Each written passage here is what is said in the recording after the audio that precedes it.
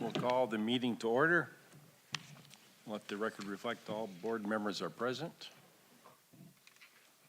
Recognition of visitors and guests. We welcome you all here this evening. It's a nice winter evening. 1.3 will stand for the Pledge of Allegiance. I pledge allegiance to the flag of the United States of America and to the republic for which it stands, one nation, under God, indivisible, with liberty and justice for all.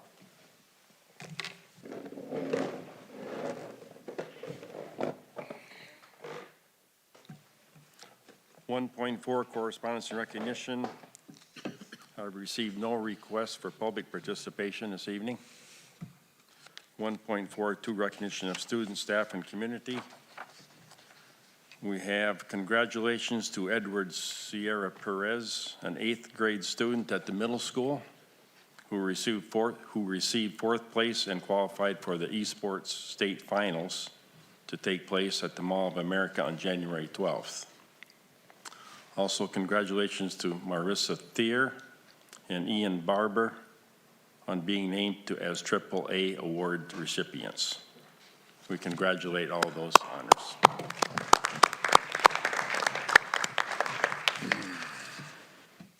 Move on to 2.0, approval of agenda. Consent and main. I move approval of the consent and main agendas. Motion by Adam, I'll second the motion. second by Lori to approve the consent and main agenda. Any discussion? All those in favor signify by saying aye. Aye. All those opposed, same sign. Motion carries. 3.0, approval of minutes.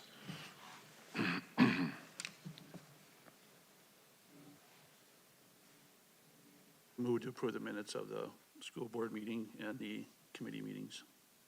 Second? Motion by Tom, second by Matt to approve the minutes, the regular board meeting and the committee meeting minutes as included. Any discussion? All those in favor signify by saying aye. Aye. All those opposed, same sign.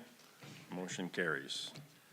4.0, approval of items on the consent agenda. So moved, Steve. Motion by Steve, Second. second by Aaron to approve the items on the consent agenda. Any discussion? All those in favor signify by saying aye. Aye. All those opposed, same sign. Motion carries. 5.0 main agenda, 5.1 monthly financial overview. Dave? You have the revenues and expenditures report through the end of November. So we're now 5 months into our fiscal year. You can see the revenues are running slightly ahead of the same time last year at just over 35%. The expenditures are a little behind where they were last year at 32%. Everything's pretty much running on budget, and we've had nothing extraordinary or unusual come up so far. Anybody have any questions? Any questions for Dave? Hearing none, we'll move on to 5.2, the ICS presentation.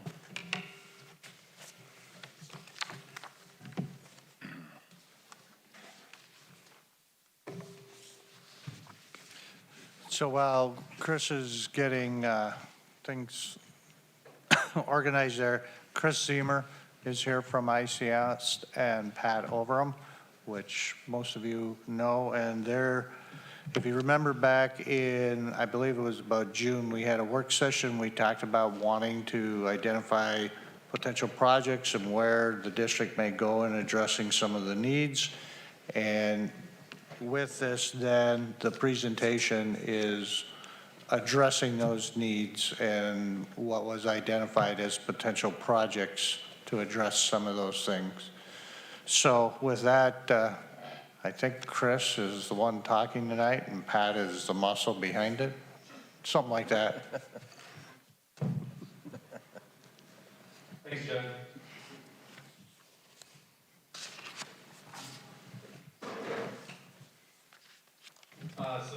just run through an agenda, as John mentioned, we've been asked to look at a series of sites for possible improvements, starting with the old community ed, former West Elementary site, potential improvements there, budgets, and then the middle school site as well, and then finishing with the high school. Just a reminder, we, on bid day, we actually took a redux that benefited the district to wait to demolish the building this winter, and obviously weather's been very favorable, but they're looking to start here in January, so building will probably be down in about a month, and then complete will follow possibly in February as well. So that brings us to option one of what we could do with that site once the building's gone. The site is big enough to get 2 U13 soccer fields on it, and then a regulation varsity level field perpendicular to that that would occur across that. With this option, we still have about 42 stalls for parking, and we'd look to probably relocate the play structures down to the bottom corner. They'd be overlapping that bottom soccer field. And if there's questions, go through that. Yeah, I have one question while you're here. There's nothing shown for restroom facilities with that particular option, where it would be depending on the city's facilities then, in this option? Correct in this option. Okay, As you'll see in the next option, they should be on that common floor. Yep. Because there's more land to go. that's why I asked. The second option would be a varsity softball field. With that, because the softball field doesn't take up as much area, we get a little bit more parking, about 60 stalls.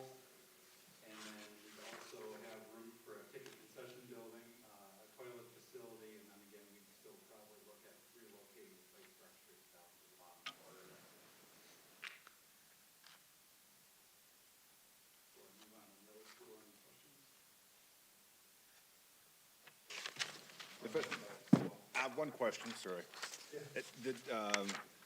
Thoughts about the closure of Tower Street and, that, any discussion over that of?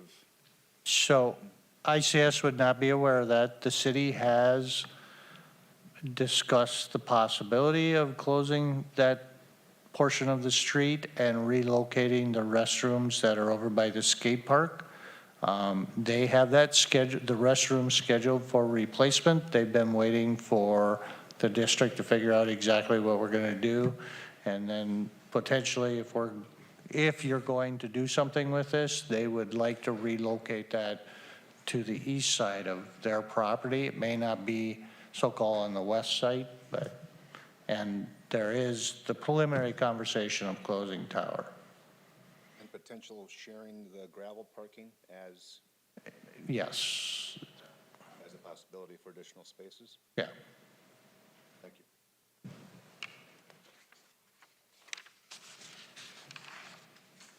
Estimated budgets for the two options, I did give you a bigger version of that, 11 by 17. We're looking at about 2.3 for the soccer field improvements as they're shown right now, and about 2.2 for the softball improvements.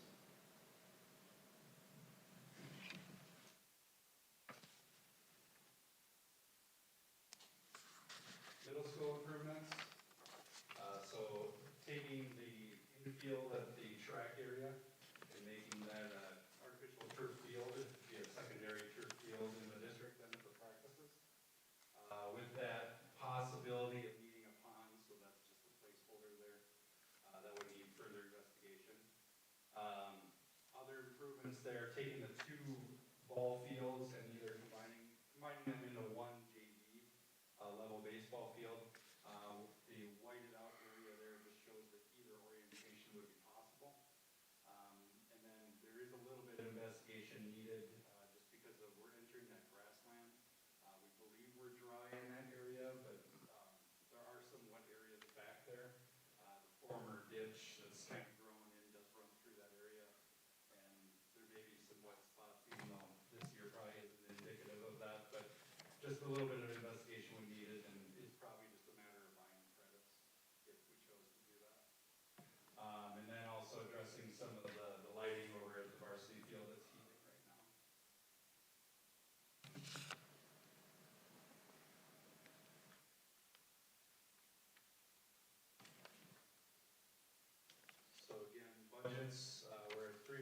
2 for the middle school turf, 2.5 roughly for the baseball practice field.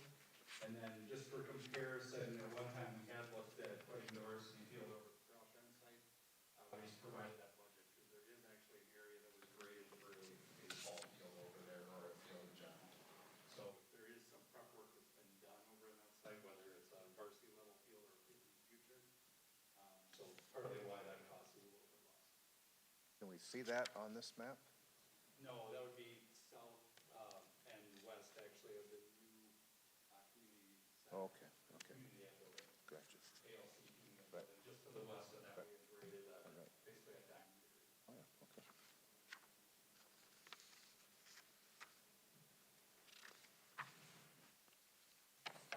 And lastly, improvements at the high school. One of the things we were asked to look at was how would we add capacity to this building? So we looked at classroom addition, and it seems a little odd that it's actually over on the north wing right now, but you'll see why in the next slide. But this is actually an 8 classroom addition, 4 on the bottom, 4 on the top. This would have to be built to the storm shelter requirements that you're probably familiar with, what we had to do over at the intermediate building. But because it's an E classification for occupancy, we'd be looking at doing that for this portion of the addition only. Any of the other additions don't fit that classification, so this would be the only area we're looking at upgrading it to that. To the left, we'd be looking to bring some of the admin or all the admin up to the front of the building and enhancing that entrance so that it actually enters through the vestibule, pass through the office. Very much like what we have at the intermediate and at the ALC and the community or the community education building. Just to provide a more secure entry and you're not having to walk deep into the building to get to the main office. With that, student services would be kind of off of that. And then back over to the CTE area, we'd be looking to upgrade those portions of those classrooms. Taking all that storage, creating a new storage addition that can complete that block there. A new freezer cooler or enlarged freezer cooler, and then actually creating a receiving space because there actually is a jog in the addition there. So we didn't close that so they actually, the custodians have a true receiving area. Upgrading the kitchen, so we remodeled that and actually pushed the servery out into the current student dining area. Because student dining is experiencing some pressure. The office space we moved out of its current location, that will become a new commons that could also double student dining. And the thinking with that of where it is the gym on the one side is a 2-story space. The cafeteria actually is a two-story space as well. So it provides the opportunity to raise that roof and then maybe get some clear story windows on either side. Bring some daylight into the center of the building so it doesn't feel like you're in a remote portion of the building. And then kind of looking at finding another area to put a science lab. We haven't exactly figured that out, but that is another thing we're investigating right now. So the second level, classroom addition again. And then we're actually looking at tying in the second floor of this addition with the north wing and the new addition, so that would all be tied on the second floor. You don't have to go down, walk over, and then back up. Whether or not that existing stair stays in the north wing, yet to be determined because we'd be taking care of the stair in the addition, but in either event, flow for students would be a lot easier at this point. They'd be able to, if they're on the second floor and you get second floor, they'd be able to travel to all classes on the second floor. And then again, the popped up area where we talked about the student commons, that would be there. Any questions? What about the updated wood shop and egg shop on the one page? Is all those expenditures, what are we updating there? Are we adding on to it? Existing space that we'd be looking to enhance. Look at whether it's equipment or, improvements inside the space. The classroom space is in the middle. There's probably some improvements that would happen there to better serve both the metals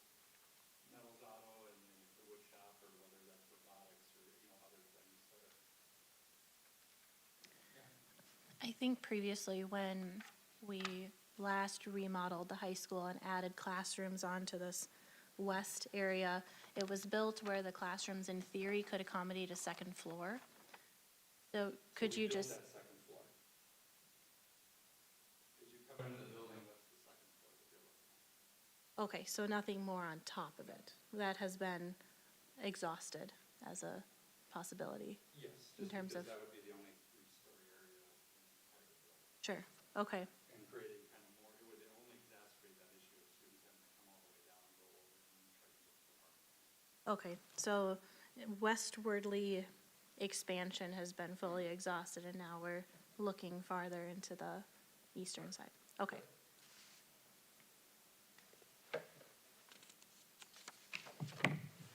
So site plan kind of puts in perspective where those additions occur. The one thing I did mention, that there is dotted expansion to east further off of classrooms. In theory, you could keep going with as many classrooms as you needed over the future. All you'd be doing is affecting the east parking lot, which you just have to replace or choose not to replace based on what those needs are. But all this shows is that there is some room to the north yet to expand some parking. And you still maintain, past aerials have shown soccer fields right there. It looks like it would still fit.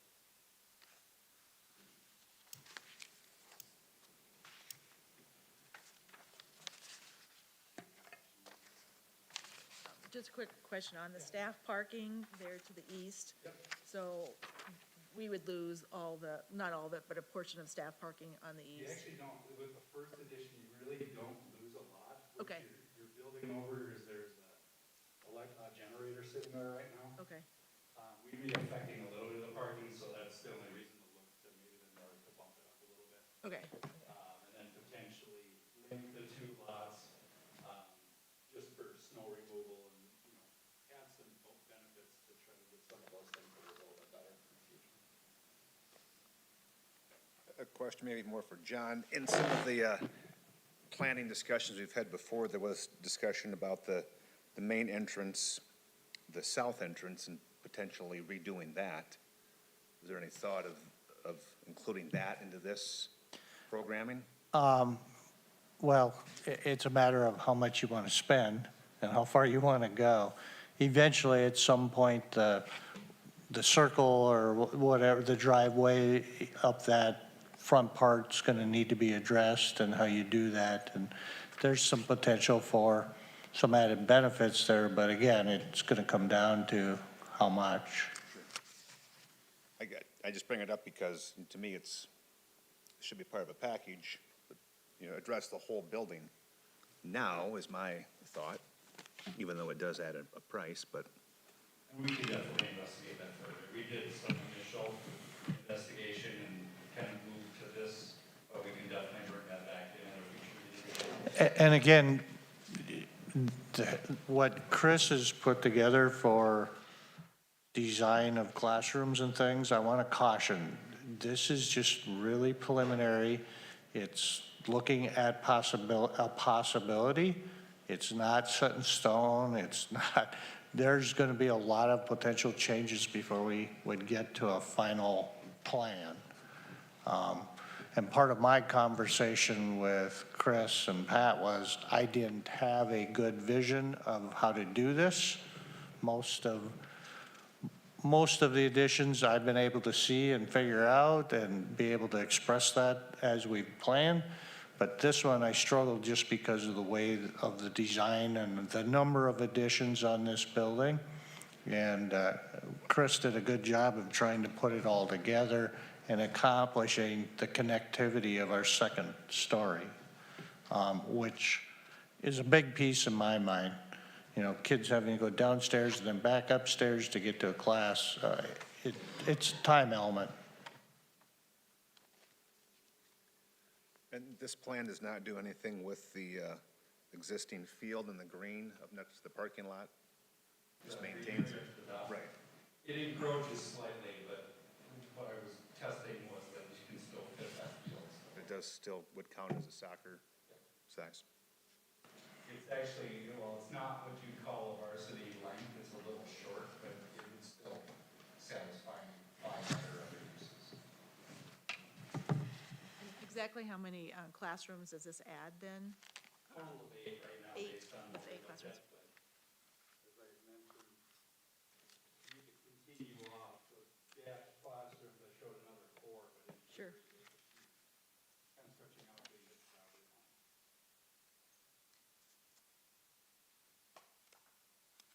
So then 4 would be 2-story then, right? Over here, Chris. Yeah. It'd be a 2-story level then. Or, you know, maybe in the future you put 4 down to 1 story and do what you did out there, you plan for second level going up in the future as well. So from the existing building, count out 2, and then where it curves, one of those classrooms, so it's the 4 first classrooms, those. Yep. And that one right there.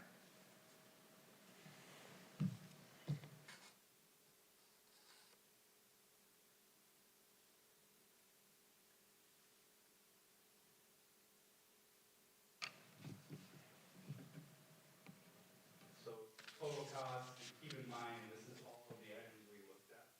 So it doesn't necessarily mean that that's an all-in solution, but it's an aggregate of all the things we looked at. Obviously, the admin addition, the admin area remodel, the classroom addition, kitchen remodel, servery, bumping up that commons area. One thing I didn't mention was we actually put a budget to investing further in the north wing, being the windows and the metal panel on the outside, getting that updated, so it's coming to the end of its useful life. And then also investing somewhat in the classrooms, casework doors, some of the things that are looking a little tired as well. All things that you could take care of with LTFM, but we figured while we're looking at this, why don't we start identifying those things. Numbers we didn't put a number to were the science and facts, I think, or A. Just again, there's probably some more questions there that need further discussion. But there are some needs potentially in that area. And then just putting placeholders in for technology, security, could you be adding classrooms on? The good thing with the entry up here is that you really wouldn't be losing the security invested in already. All you'd be doing is relocating it. So it would integrate very well. And then obviously a total number on the bottom, but again, that's aggregate of everything we looked at and choices to be made through that. The HVAC system has capacity, or that would be, have to be increased? So it'd be a combination of reusing existing HVAC, possibly upgrading in certain areas. The classroom additions would have their own HVAC. Pat, correct me if I'm wrong, but the North Wing had IHP project not too long ago, so those units are up to date. And then obviously the addition, everything's up to date, so we've got pretty good capacity. Again, it would just be looking at where do we need to increase a little bit or supplement.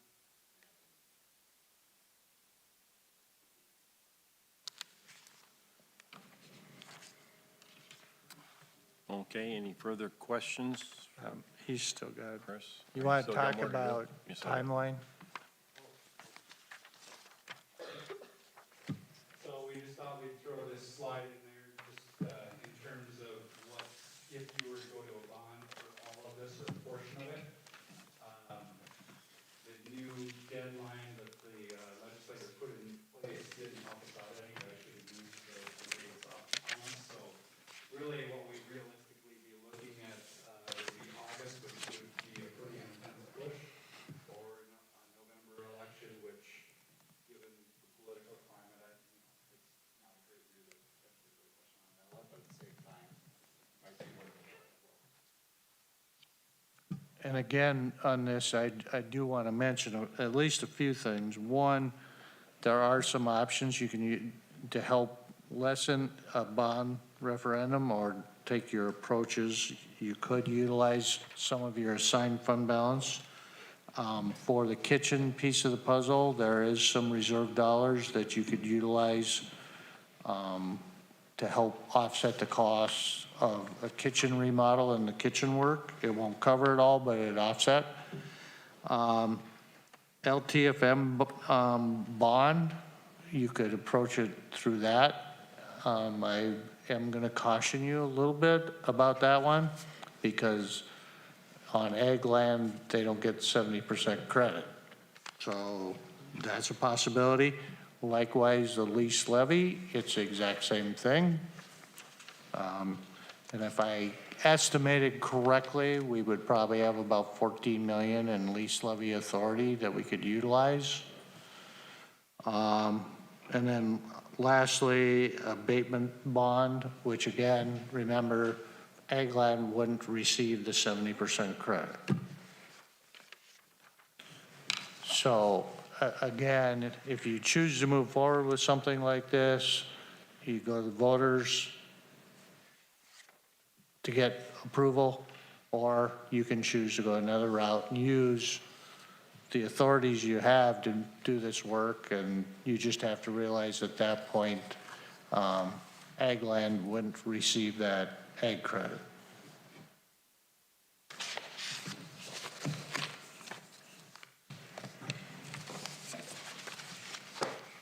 Okay. So questions you have for Chris, or Pat drove all the way down, you gotta give him at least one question.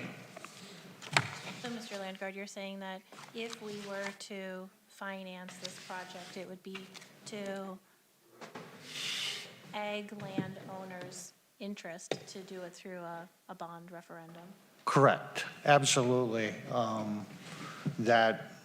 With the fact that they started out at 50%, now it's 70%, that's a huge benefit for ag landowners.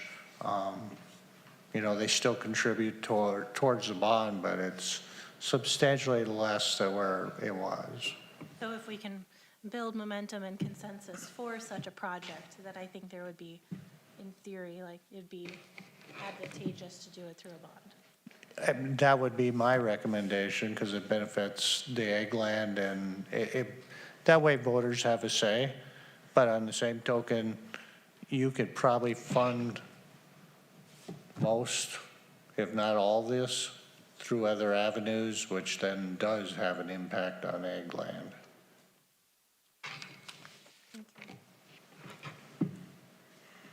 Doesn't mean you can do other projects, but you can do this. And of course, other projects necessarily, like a baseball field or a softball field, don't really qualify for lease levy use, so. Didn't we promise the voters a few years ago that we'd never do another lease levy again to the district? And now we're sitting here talking lease levies again? I really have a problem with lease levies, because the ag side not getting any credit. I feel if we can't finance this through a referendum bond, we shouldn't be doing it. I'm giving you the options. I'm not I'm promoting. stating my opinions. Sure. Because if we also, as a school, have other projects we're working on, how do we plan on financing other projects? We can't lease levy every project we want to do. Yeah, the only ones that qualify are the academic side, so. So as long as we're talking on funding and all these projects, this hockey arena thing, what's the plan on financing this? How's the school going to finance their share? That would be up to your choice. That's part of the, you could utilize part of your assigned fund balance. So this spring, we kept talking about operating referendums. We were concerned about not having enough money in the future. All of a sudden, that's all been forgotten, and all we are is in a spending mode right now. We want to spend, spend, spend. When are we going to quit spending money? We can't keep burdening the District 518 people.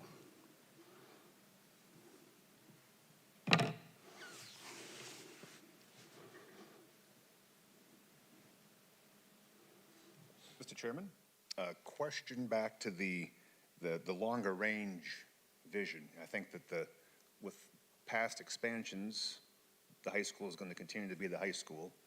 I mean, and then looking at population projections and those kinds of things. And you talked about the potential of more classrooms. I'm just wondering if do you ever reach a point where you've added on too much to a building? Or is there just no limit to the number of times you can add on? The limit would be available land. Sure, I mean, there's ways to keep adding. right. That's a smart thing or not, and parking obviously would be your biggest challenge. The one thing I didn't mention, forgive me, is this was done in the idea that you're investing in this building now that the new high school. This is a long-term investment that actually means that into a functioning modern high school that most districts strive to have. Mr. Chairman, I got another question on this high school project. In the past referendums, when we were talking about adding onto the high school, it was not an option because of green space. Well, what's the option now? What are we doing now for green space?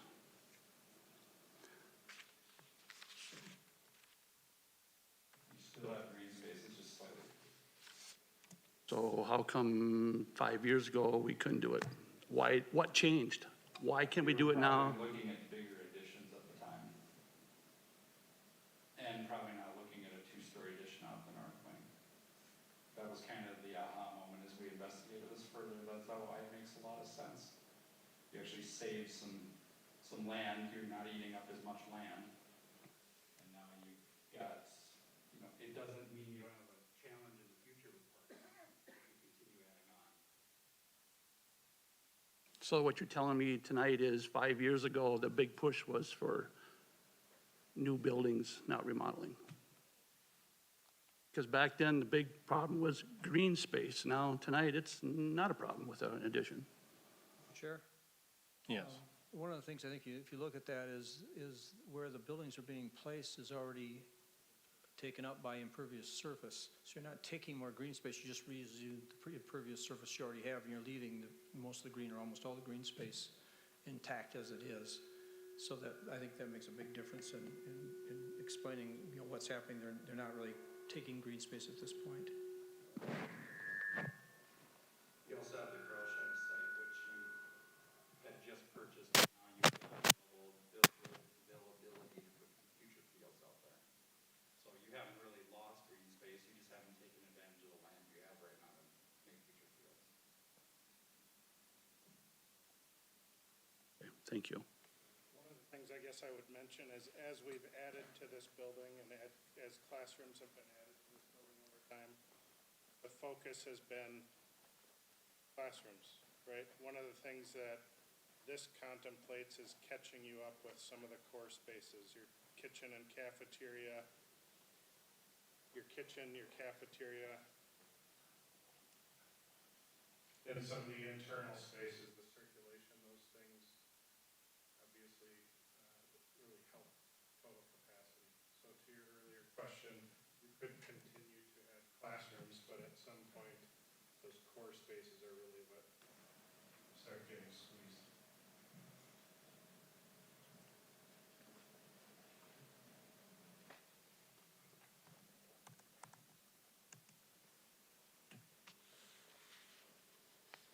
I have a question for the principal here. The current building as being used now, we're seeing shortages of space. I mean, what needs do you see that are becoming critical, for education? We have a number of traveling teachers, so we have spaces, for instance, in our science wing. We have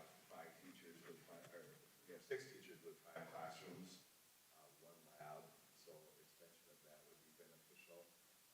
But we do have a number of I'd call traveling teachers that are actually on a physical cart that have to move from space to space. We use all of our class. I mean, very rarely, if you come here, there'd be an open classroom because we filled them. So yeah, the continuation of the population of our building, I think we will level off at probably 1,100 for the next 4, 5, 6 years, as the Vanguard has shown us projections. Again, I think a lot of this is in the internal space, our cafeteria, the kitchen. If you go back in the kitchen, I'm amazed at the people that work there and the conditions that they work in. They do such a great job, but it needs to be updated. That kitchen space needs to be updated. The other spaces that need to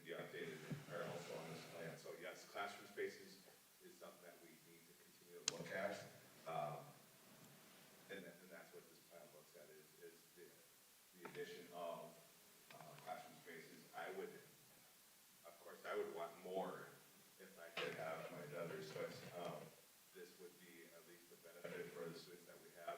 When we expanded this first edition, we built with the ability of going up, and we have filled those spaces with the upstairs, being our social studies department, or downstairs with our business and our health classroom. So we do fill these spaces,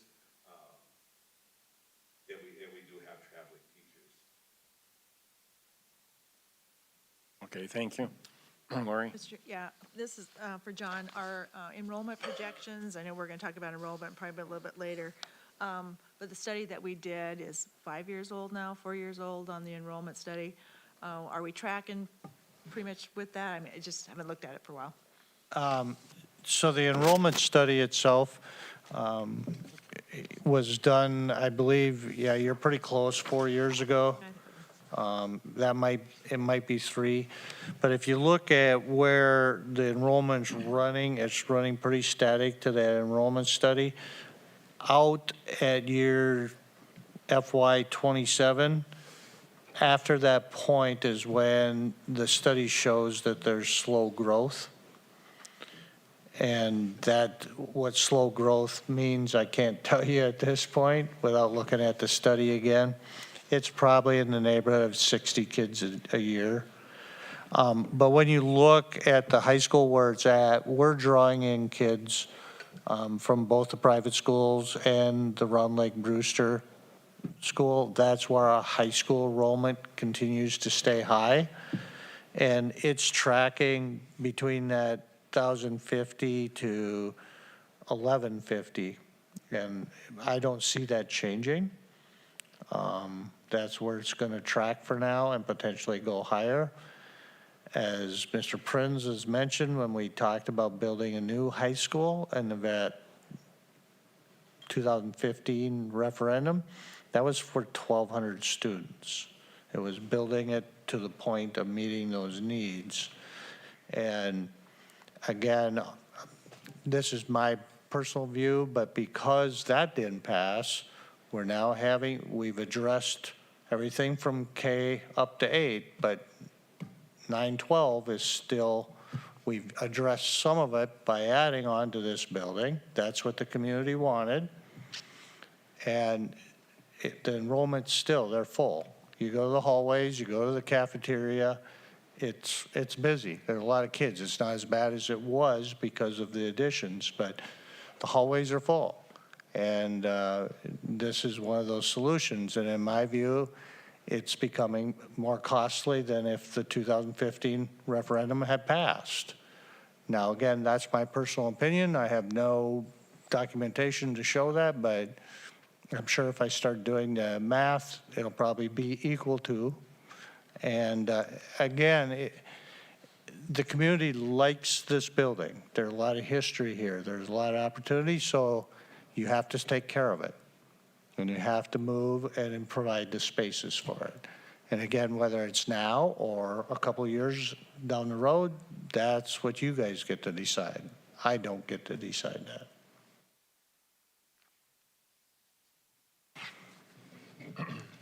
How many classrooms can we potentially put on then? Is it 12 or is it 14? 16 or more. Really? I think you could probably easily put another bank of 8 and then another 8 on top of that before you get to the property line. Obviously, again, you start looking at parking and some challenges there, but it's doable, it's feasible.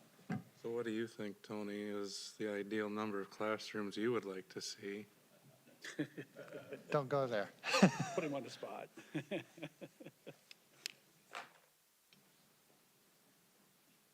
You're putting me on the spot and in front of my bosses as well, too. I think back to when I was the assistant principal at the middle school, and the original plan was to build, I think, 6. We ended up building 10. We filled it.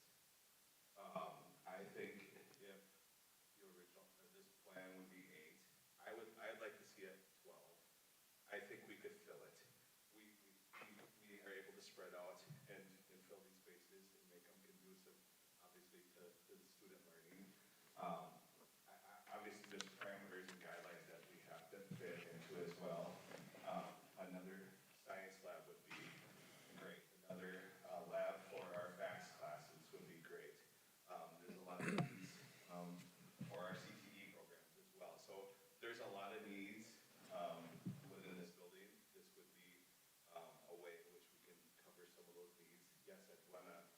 for the stars, but I know that there's parameters that you have to go by as well, and there's a number of dollars.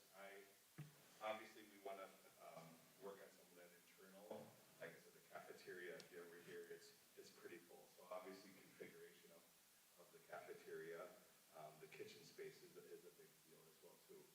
Having, I'll go there, just having gender neutral bathrooms facilities would be a great addition to this building, because there's only a couple in certain spaces, so I'd like to have that more of a norm as well too. So, yes, I'd like to go bigger, but I know that there's parameters that you guys have to follow as well. So I would like to see a couple more classrooms, but again, that's just my opinion too.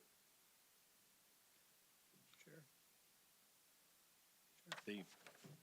Just to throw it out there too, is if I had some people asking me about if we do anything with the high school, are we going to do anything more with the weight room? I've been told that it's insufficient for the number of students that want to use it, and I think back not too many years ago, I also heard that it's hard to conduct classes in there as far as training kids with weight equipment stuff and getting them going through the program.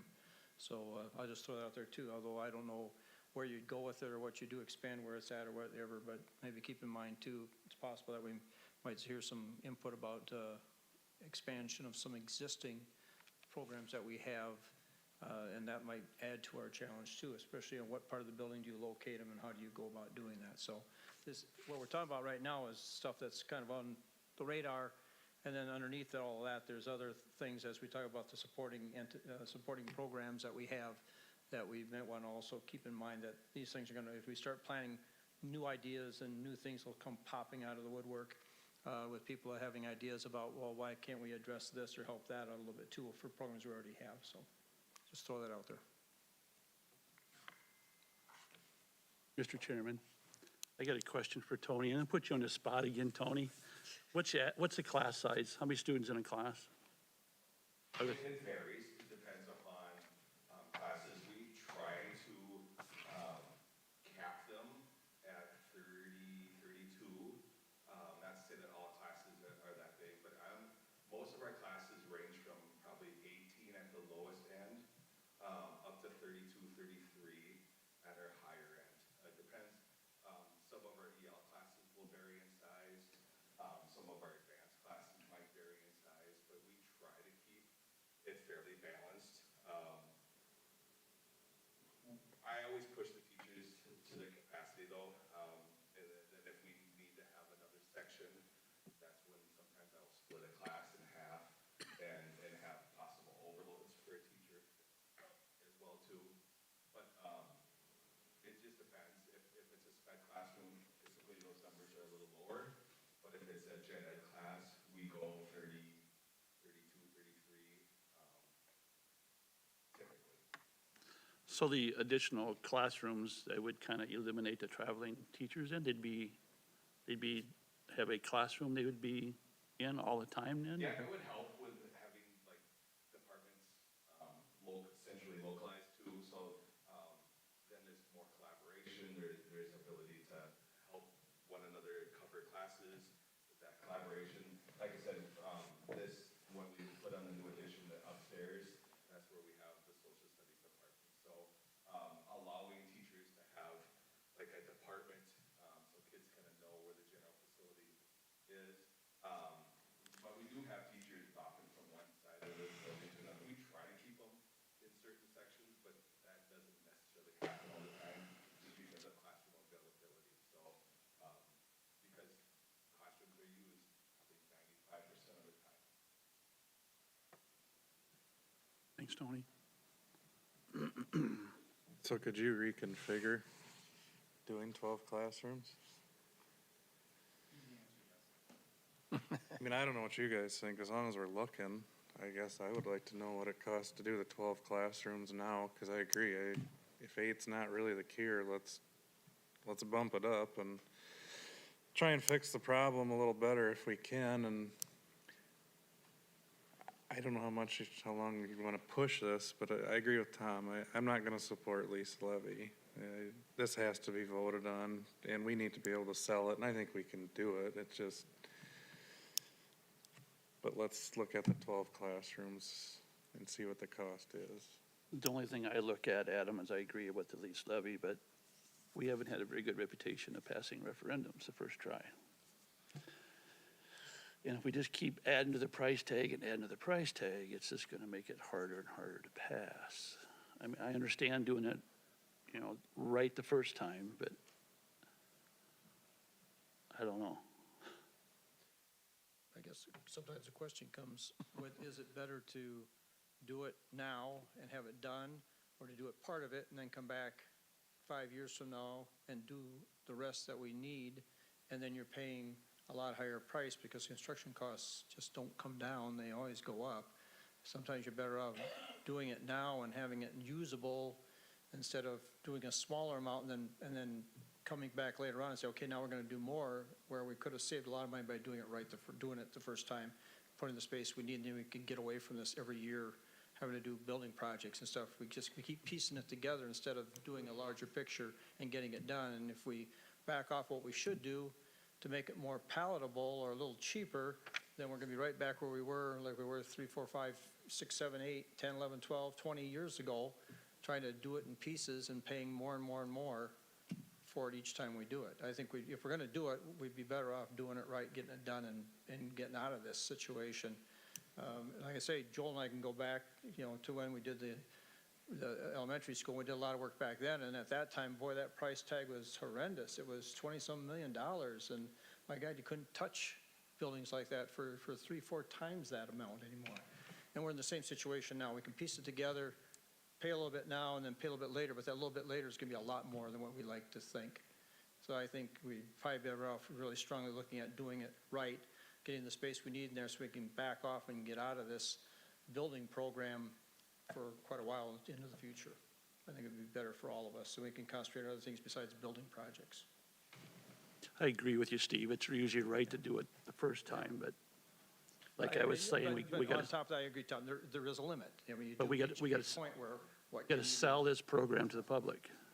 I think And- the way that we would really have to present this idea is that the Ag to School tax credit exists now at a level that didn't exist when we were pitching other referendums.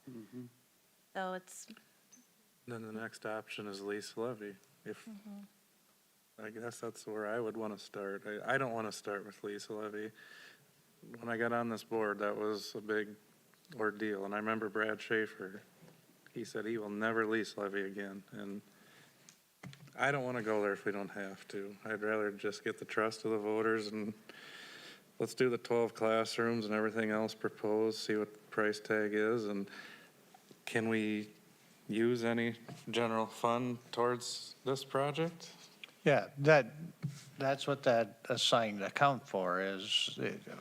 All along, we've been planning for whether it's this or it's softball field or soccer field or whatever. That's what that money is assigned at this point for. That was how much, John? Right now, it's at 17.5. That we could use on this project? Correct.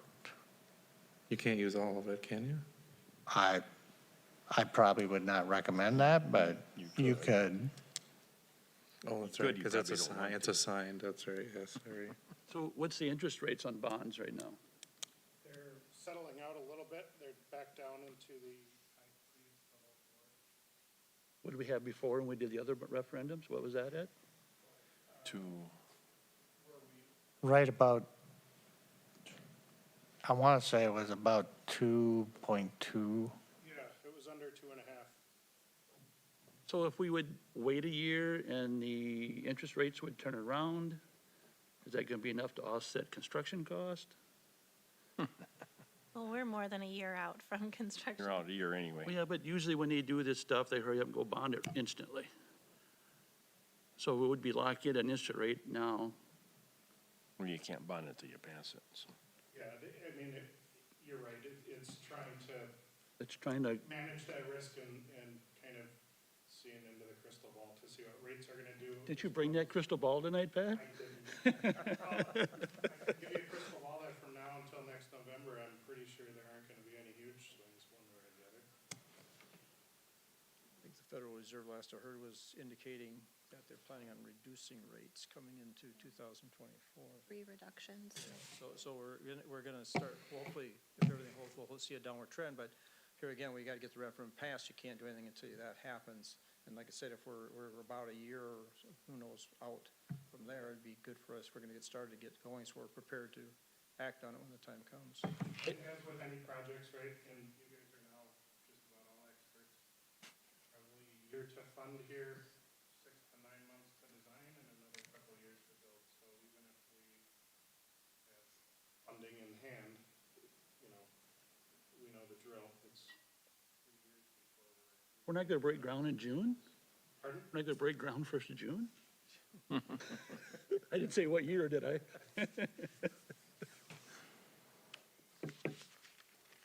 Well, I don't want to sit here and sound like I'm totally against it. I'm not. I just have concerns. If I don't voice my opinion, I don't know. But those are the questions we're all gonna get asked, and we need to deal with as we move forward and stuff. We have to have answers and explanations, so it's good to have the questions come out now, so we can get answers for them and be ready to do the explanation. I'm just afraid that with the recent land purchase, it's just going to be hard to pass a referendum. Sorry to be the bad apple.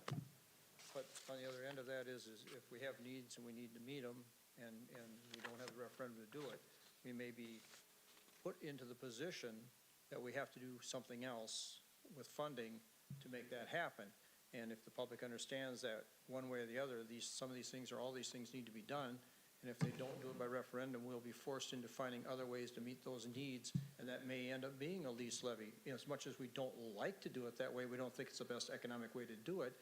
If that's the only option we have, we as a board have to work with what we have to meet the needs of our educational system.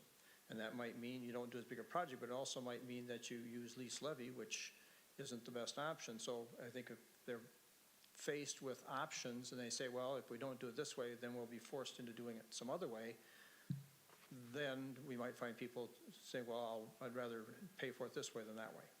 And then that would be part of the discussion that everybody would be having on how they want to vote and how they want to see things move forward.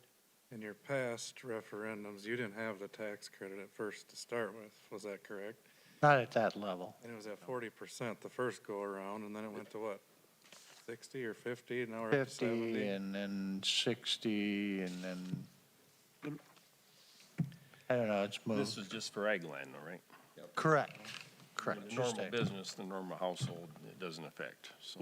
When the first referendum was it a zero ag to school credit? And we were promising this was going to come and going to come? I think it was at 40%. We had 5 failed referendums. First in one was 6 zero? years. It was Oh. 0. Yeah, we had 5 failed referendums over 6 years, and that first one with the high school, that wasn't even in existence. I think the next year is when the legislators passed that, and it started out at 40%, and then incrementally now is up to 70%. So do we have any bonds that are falling off the pay schedule, the DEP schedule now? Nothing? Well, we may have building bonds that are falling off, but we've stared them so that the payments stay level. Yeah. So then we just increase payments Well, on the next. as of, the elementary ends 2024, I think it is, but overall payment schedule remains the same. So you guys didn't bring any tax impact payments for this go-around, or? No, and again, I'm sorry to be long-winded. and as Chris mentioned, we've got a total on that last page, but it really is intended to be an inventory of needs that have been identified, and so we can certainly come back with tax impact options, based on, like Adam's requests, go from 8 to 12, and we can give you some other options. I think tonight's discussion has given us some good feedback to refine things. And again, remember that this, along with the other projects, were things that came out of the work session last summer, and now you have the information. I'm going to be pushing you, what do you want to do? And it might be nothing at this point, but there are certain things that you need to identify as priority. And if the high school addition is priority, what's second, what's third, so that administratively, we know what you want us working on. Well, didn't we agree at that work session, this was number one priority? That was pretty much the theme, but there's also other items. And again, if this is the only one you want to get done, great, that's what we'll focus on. I think we need to invest in our education. We have the staff, let's help the staff and get our grade scores higher. And does everyone else support looking at the 12 classroom idea? It can't just be me, obviously. Well, I think we need to look at our avenues. I think you need to look at the costs, look at the different, compare them. See if you think it's passable or not. You gotta have a number we think we can pass and sell to the public. If it's too high, you're not gonna pass it. Need it or not, if it gets too high, it's tough to pass. And I think on top of that, we have to maybe take a look at projections. You know, are we talking about 8 classrooms, for example, getting us 10 years or 15 years or whatever down the road? Or are we talking about getting us 4 or 5 years down the road? So I mean, that becomes a factor on, do you do 12 or do you do, 8 or, or maybe 10 or whatever the number might be. But I mean, there's some investigation we need to do and some estimating we need to do and looking into the future as best we can to see what we have to work with. It sounds like we're already 8 classrooms short in terms of the teachers that are hired already, because it sounds like there's at least 8 teachers on carts. So I think unless that's inaccurate, I would support looking into 12 classrooms. Well, is it really gonna cost? Because when you look at 8 classrooms, it's 4.4 million. Add another 4, which shouldn't that roughly be another $2.2 million we'd roughly be looking at on this? Yes, and another hybrid that I think might come out of tonight's feedback as well. And we'll run through and look at the capacity numbers and your enrollment projections as well. It may end up being a hybrid we bring to you that's 10. And personal opinion, I believe you've got to figure out science. And so maybe it's 10 core classrooms and making sure we take care of science for some of the needs. But we can show you that. And Pat, would the core, like the cafeteria, kitchen, that stuff, would support 10 classrooms? We'd have enough space then for 12 classrooms? I mean, in the future, you would make those core spaces inside that big enough to accommodate the student? So the biggest challenge with the kitchen, and your principal mentioned it, you technically have a servery and a kitchen in this space, and I too am amazed that they're able to do what they're able to do in there. This gets you a working kitchen for a building of this size, and a servery for a building of this size, whether you get 8 classrooms initially, or you add another 8 in the future. At a certain point, kitchen being right size will be able to serve the building more efficiently. Also, the other thing is that you can maybe reduce your lunch periods if you have that extra space, which I know has been brought up as a concern as we've worked through this a little bit. Thank you. So we've talked about building expense now. Now we guys talk about working on Pat for negotiations for prices here, for his consulting fees. So far, they've been 0. What did we put into the last referendum? 5 million, right? Correct, but we came in so low on that, we didn't have to use that total. Yeah, what'd we roll that to that time? I think it was about, well, it might have been about $1 million, I think we used out of that. From your assigned fund balance, is that what you're? I think we used Did we Was roll it into 2 2 or 3 probably. 2.5 then? Okay. We didn't use the total amount because bids came in Lower, yeah. substantially lower. I think bids came in about 4 million under what was projected. So do we need to do action tonight or just discussion or? No, this was not planned for action. It was, You asked for the information. This was to update you, that you now have all the information on those identified projects that are also on our action plan. And with that, then, I think, obviously, the high school, we understand now the priority one. It's a matter of if there's any others you want to try and deal with. And again, if you don't, that's fine, but at least this gives us the direction on this one and helps Pat and Chris understand what we need to look at.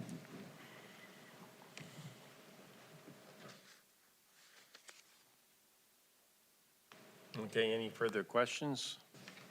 I think we're at a point where we've asked a lot of questions. I think they're, sure we could have a work session down the road to get more input and more thoughts. Thanks, Chris. Yeah. And thank you, Pat and Chris, for presenting. And we will look forward to more information as it comes. Okay, moving on to 5.3, approve resolution directing the reallocation of general education revenue. So this is an annual resolution that redirects dollars to cover the listed items, whether it's district operations, publications, health services, and so on. It's the annual resolution that we do. I'll move for approval of the resolution. Okay, motion by Lori, Second? second by Matt. Any discussion? This is a roll call vote. Ms. Dudley. Aye. Mr. Lorenz. Aye. Ms. Shute. Aye. Mr. Prinz. Aye. Mr. Bloom. Aye. Mr. Schneeder. Aye. Mr. Widboom. Aye. The motion carries. 5.4, approve resolution directing the administration to make recommendations for possible reductions. Again, this is an annual resolution. It's in the process of potentially doing reductions. It's the first step in that process, so it's an annual resolution that we do. Doesn't mean there will be reductions. Move to approve, Woodboom. Motion by Matt, Second? second by Adam. Any discussion? Roll call vote.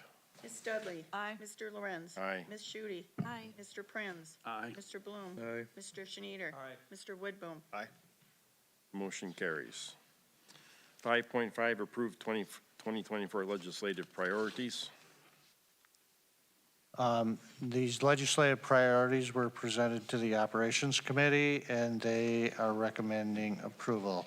I would highlight that we did drop off one of the last year's items, and I did do a little adjusting based on what the legislature may have approved in a few areas, and then also I added number 7, which came out of, from Mr. Widboom, relationship to the letter from the FOLDA teachers asking the Education Committee members to spend a day in the classroom.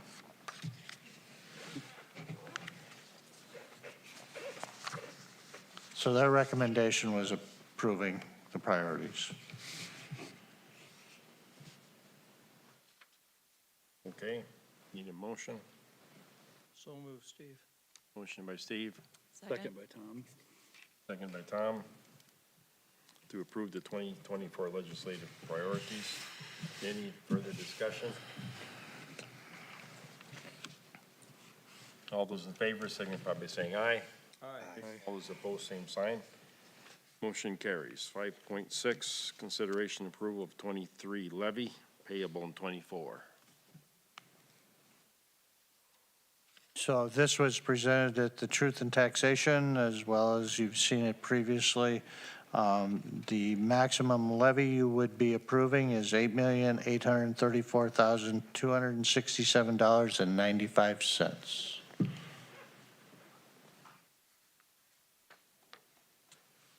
I move approval of the 2023 levy payable in 24. Motion by Lori, Second. second by Aaron. Any discussion? That was like a 13% increase, right? That would have amounted to. On the levy sheet, it shows 11.66%. This is the one we're setting then, or is this just Yes. setting the maximum with consideration later, or this is? No, this is the number you set. Yep. So that's with credits, the 11. Yeah, And the last time we had Vibe, it was what, 8.2 million? Because last year was 7.9. yeah. Last year's was 7.911.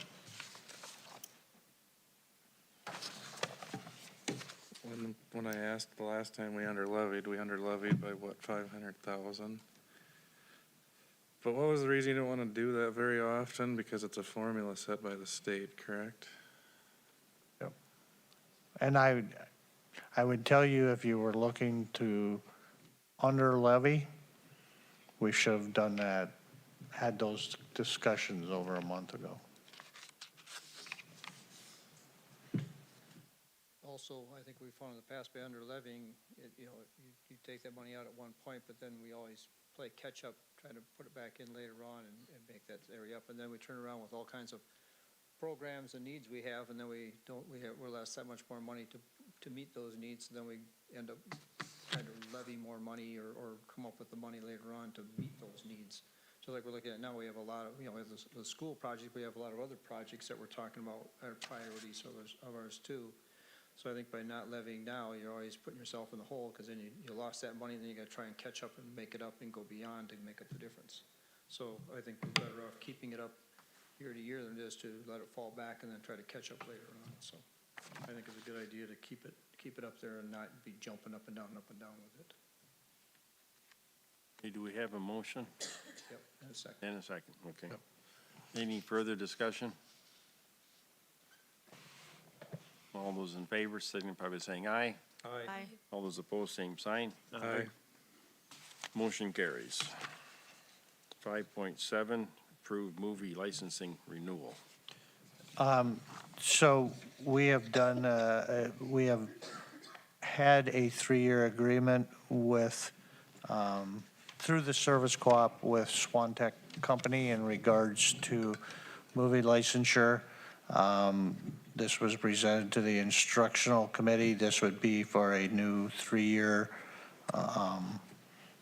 licensure, so that, example, if a teacher wants to show a movie in a classroom, we're not caught by copyright rules.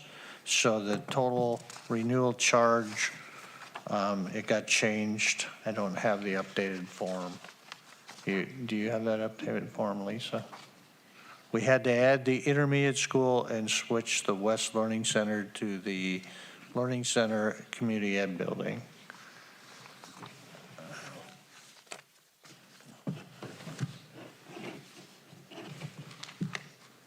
Pretty sure I gave it to you, but.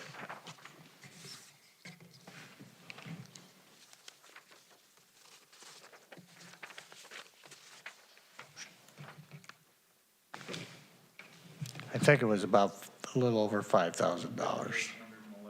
Yeah, 5811. So it went up then with the changes and, It went up some, yeah, from the changes. For pupil type. Well, we actually added a building, so, yeah.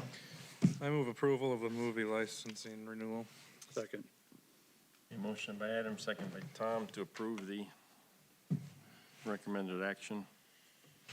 Any discussion? All those in favor signify by saying aye. Aye. All those opposed, same sign. Motion carries. 5.8, approved 24-25 school calendar, and the 24-25 Vibe calendar, and the 2024 preschool calendar. So I'll try and run through these quick. You were sent an option B1 and B2. Option B is what the instructional committee recommended. But after that, I had some staff input, and I went and gave you 2 options.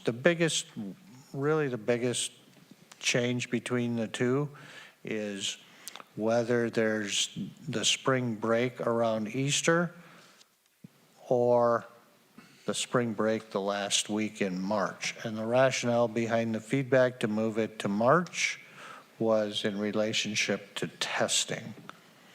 It gets it prior to the testing season.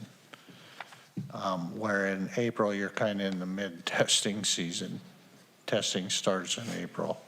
So that was the rationale behind it, of why the change and having two options.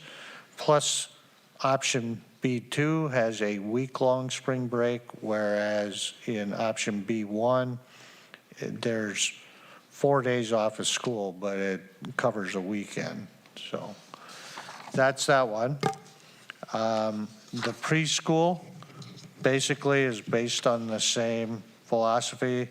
Preschools run a little different schedule than the regular calendar schedule because they work longer days, so there's some adjustments and some different training time, but it really focuses, B1 is where the days off are around Easter or the end of March. So those are the big changes there. And then the Vibe calendar is just one option, the one that was sent to you. And that's different than our typical other calendar. So.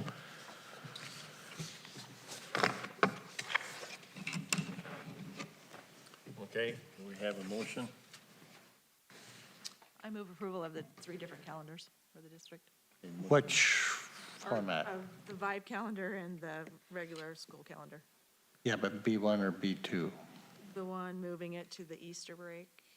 So it's moving it from April to March. Is that what you, That's B2. that's B2, okay. B2, okay. Okay. Second. Motion by Lori, second by Tom, to approve the 3 calendars. It's called B2. Right. Yeah. That's come out of instructional committee recommendation. Okay. And that's in line with staff recommendation and regard, with taking into consideration testing, right? Yeah, that's where I got the feedback of moving the spring break and moving it out of the testing season. Okay, any further discussion? All those in favor signify by saying aye. Aye. All those opposed, same sign. Motion carries. 5.9, approve a work-based learning program. Long and short, we've run a work-based learning program. It kind of dropped off, but there was still some components. So it's always really been there. We want to revive it and redo that, and the instructional committee is recommending approval. I make the motion to approve the work-based learning program. Motion by Tom, Second. second by Adam to approve the work-based learning program. Any discussion? All those in favor signify by saying aye. Aye. All those opposed, same sign. Motion carries. 5.10, approve first reading of policy 606. So in policy 606, I actually sent you this morning a revised copy of that. We had a committee meeting yesterday after school, and in there we made a few adjustments with that committee, and they were the committee that was looking at the policy previously. So what it came up to is in section 5 on page 2D, you will see only appendix G referenced there. And that was a minor change from what it was. It just removed reference E. And then if you go to the actual makeup of the district committee, if I can find it here. I think it was on page 7. 6067. Number 6 on the bottom was changed to 1 support staff or a high school student council representative. So that was that one. And then the last, what I call change, was the removal of reference E, which was an expectation guidance sheet. And the conversation related to there was that we would look to address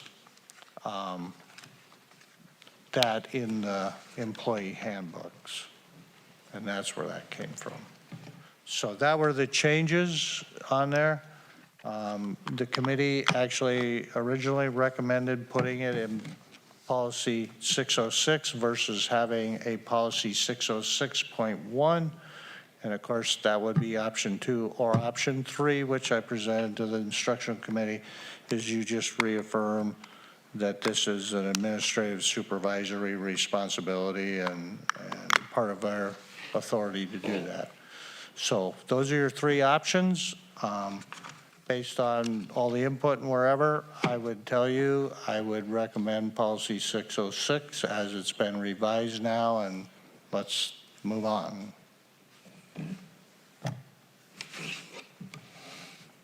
Okay, any, you need a motion first. I'll make the motion so we can have some discussion around this. So I approve the first reading of policy 606 with the changes that were made and handed out to you today. Okay, motion by Lori. Second. Second by Adam. Okay. Discussion time. This went through a committee process. Right, so an advisory committee has been set up, and they've been working on this probably a month and a half now, 2 months. And they suggested that 606.1, to remove that and just make changes to 606. And as Superintendent Landgard has explained the process and where we are right now, we'll have first reading now. We also will have to have a second reading at some point, so there is some time in between here to tweak more if we need to, or go back to the committee, the advisory committee. So that's why I recommend the first reading, knowing that there may be some more tweaking as we move it forward. But I just too want to thank the committee. Most of them are here tonight for their time to look at 606.1, 606, and to look at what the changes could be and their recommendations too. Okay, any further discussion? So if we approve the first reading, there's no more tweaking. This is going to be, Well, there can be, but well, it's got to be done through amendments or motions, or it just can't change the reading from this month to next month? So the way it is we can go back and make some further adjustments, and if we took item B out or one of the items out, we just acknowledge it as a change and go for approval at that point. And that's the way we've always done it, so. so the second reading would be then effective Correct.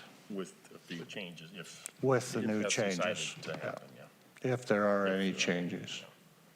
You don't have to go through 2 more readings, No, just just one. one more here. Aaron? Mr. Landgard, what would you say are the most meaningful changes between existing policy 606 and this proposed new policy 606? Well, the general 3 pages of the policy itself, the change is related to adding section 5D.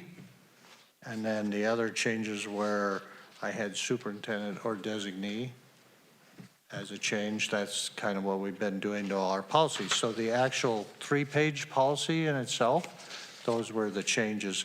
As far as the process and procedure, there were some changes in the process and procedure because the original process procedure example, you would have to designate, these are committee members and half would go off every year, and it was that continual rotation. And I can tell you never remembered to do that as a board or even me, bring it back. It never works that way. So there were changes in the step and process and shortening a few of the timelines, as well as that committee structure. So that probably is more of a major change in the process. It doesn't change really the process itself in general, but it tightened up timelines and how things function. And was that change something that was discussed in the review committee? Not when I was there. It was brought up slightly the other day, but we didn't spend a lot of time with it. So Were there any recommendations made by the review committee that are not reflected in this newest draft policy? The only one I can think of is on Appendix G, they wanted to remove the one line. And again, that was the last line, and I'm going to tell you, at some point, somebody has to make a decision, and it's generally administrators, and that's how I feel pretty strongly about that one, so. So overall, the current existing 606 policy is 25 pages long in its entirety, and the proposed policy is 24 pages long. So you've added Appendix G to that new policy, which is 1 page. So what was cut from the existing policy? It might have been how it just got formatted.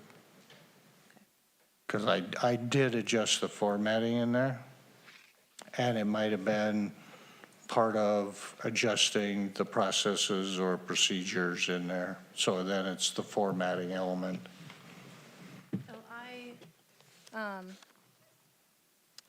I appreciate the time and energy that everyone has spent on this topic.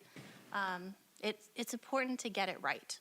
And I've been able to spend some limited time reviewing the proposed policy, 606. And I mean, we've gotten that just this morning. And I don't expect everyone to have read all 49 pages of, the existing policy and the new policy and compare the policies line by line. But that's what I did, because it's important to understand how proposed policy 606 compares to the existing 606 policy. So what I've done is I've printed the version that we received this morning, which is I think the same version that Mr. Landgard handed out. But I highlighted in yellow what is different in the new policy than in the existing policy, just so that it's easier to understand what has changed. And there's 1 page here as well, because it's only like a 3-page document, but then there are appendices and then there are reference documents. So I created a little table of contents that shows what's in the existing policy and what's in the proposed policy. And then down on the second half of the page, I've created a flow chart for how objectionable materials are addressed under the existing policy and how they would be addressed under the new policy. So I've printed enough for each board member and Mr. Landgard and Mr. Noble. So if you want to come get yours, Mr. Noble. And hopefully that's helpful. Before I get into the weeds on sharing you what I learned, and I'm going to share, here are my takeaways from the new version of the proposed policy. So number 1, proposed policy 606 is poorly written and convoluted in several places. It needs significant revisions before it is a document deserving of an A grade, which should not be too high of an expectation of ISD 518 administration.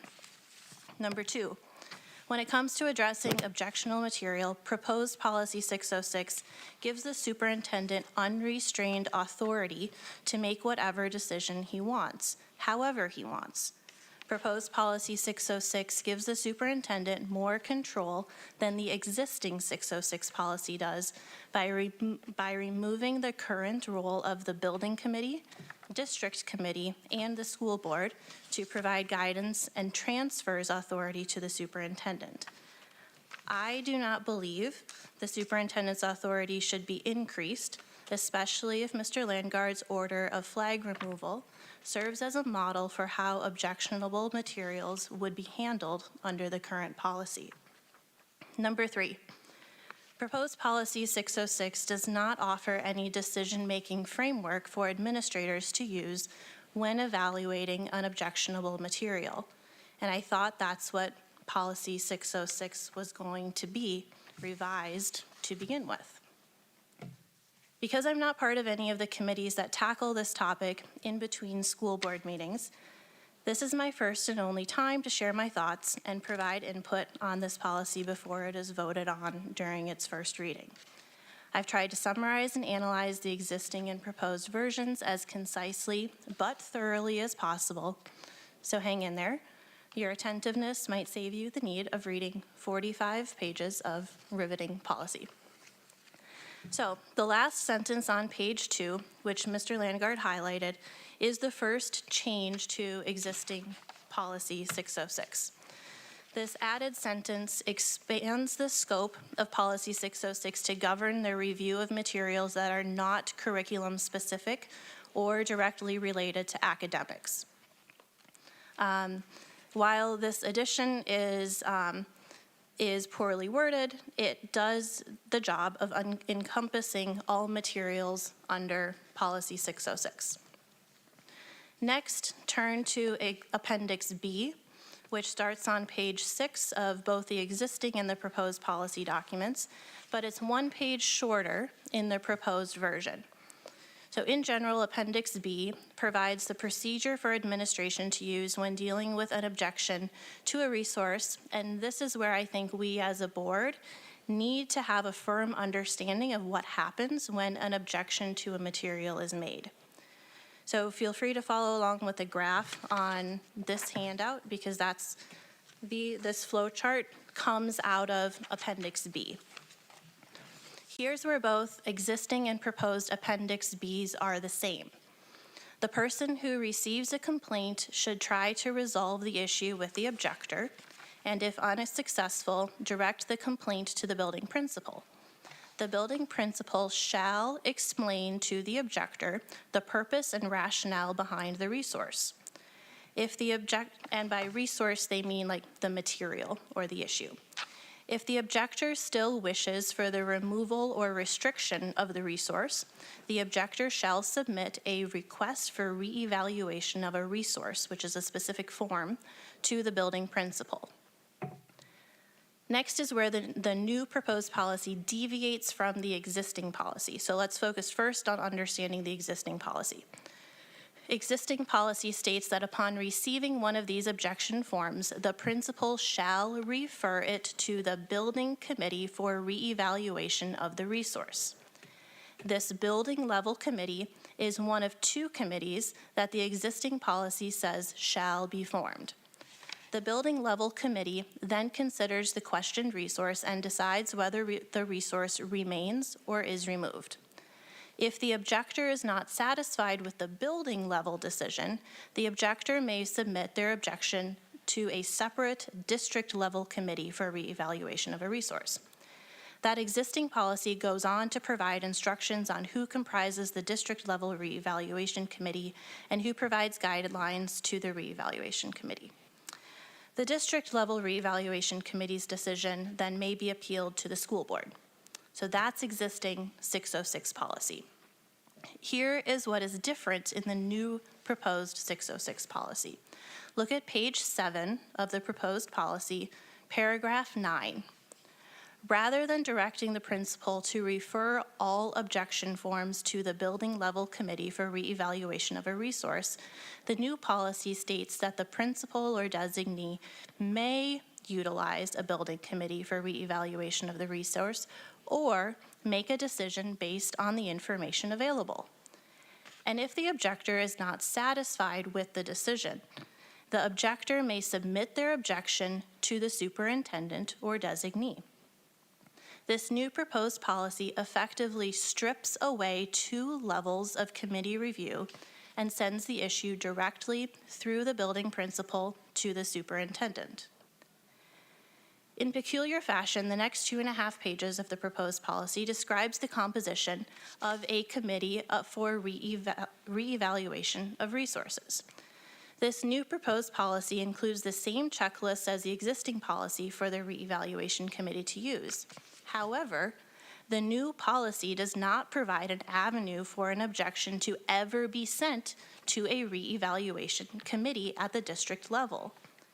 Instead, the building principal and superintendent or their designee are given the authority to decide these issues all by themselves with no decision-making framework or restrictions on their authority.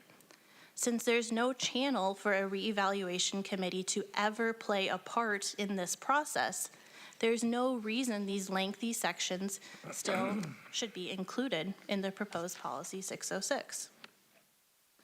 Moving on to Appendix G. Appendix G is a brand-new section of proposed policy 606. This section entitled Controversial Issues explains when controversial issues may be discussed in the classroom. The last line of Appendix G, which Mr. Landgard mentioned has been controversial, no pun intended, is the superintendent designation or designee will have the authority to judge whether the above conditions are met. So in summary, I have two main concerns with the proposed edits to policy 606. First, the proposed policy gives the superintendent complete authority to determine what is and is not allowed in schools. There is no role for a building level or district level review committee to ensure that some checks and balances are in place when evaluating appropriate resources and materials in our district. This new proposed policy, as it is written, does not even provide a pathway for an objection to be appealed to the school board. Second, the policy does not give decision makers any parameters or a decision-making framework, such as the Tinker test, in which to evaluate an objection to an issue. I believe this was the reason we took up the task of revisiting policy 606 in the first place, and we're not accomplishing this goal with the current proposal.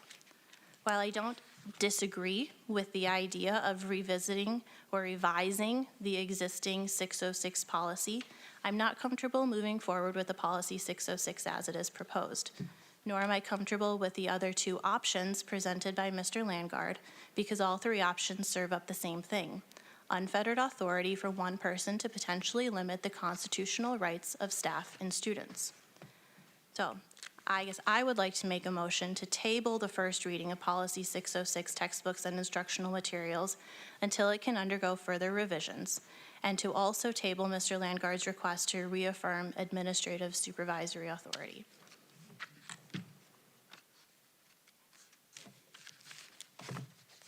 Second. Already got a motion made and seconded. Got a motion on the floor first. They can't just go make a motion. Table overrules that motion, and we have to vote on the motion to table first.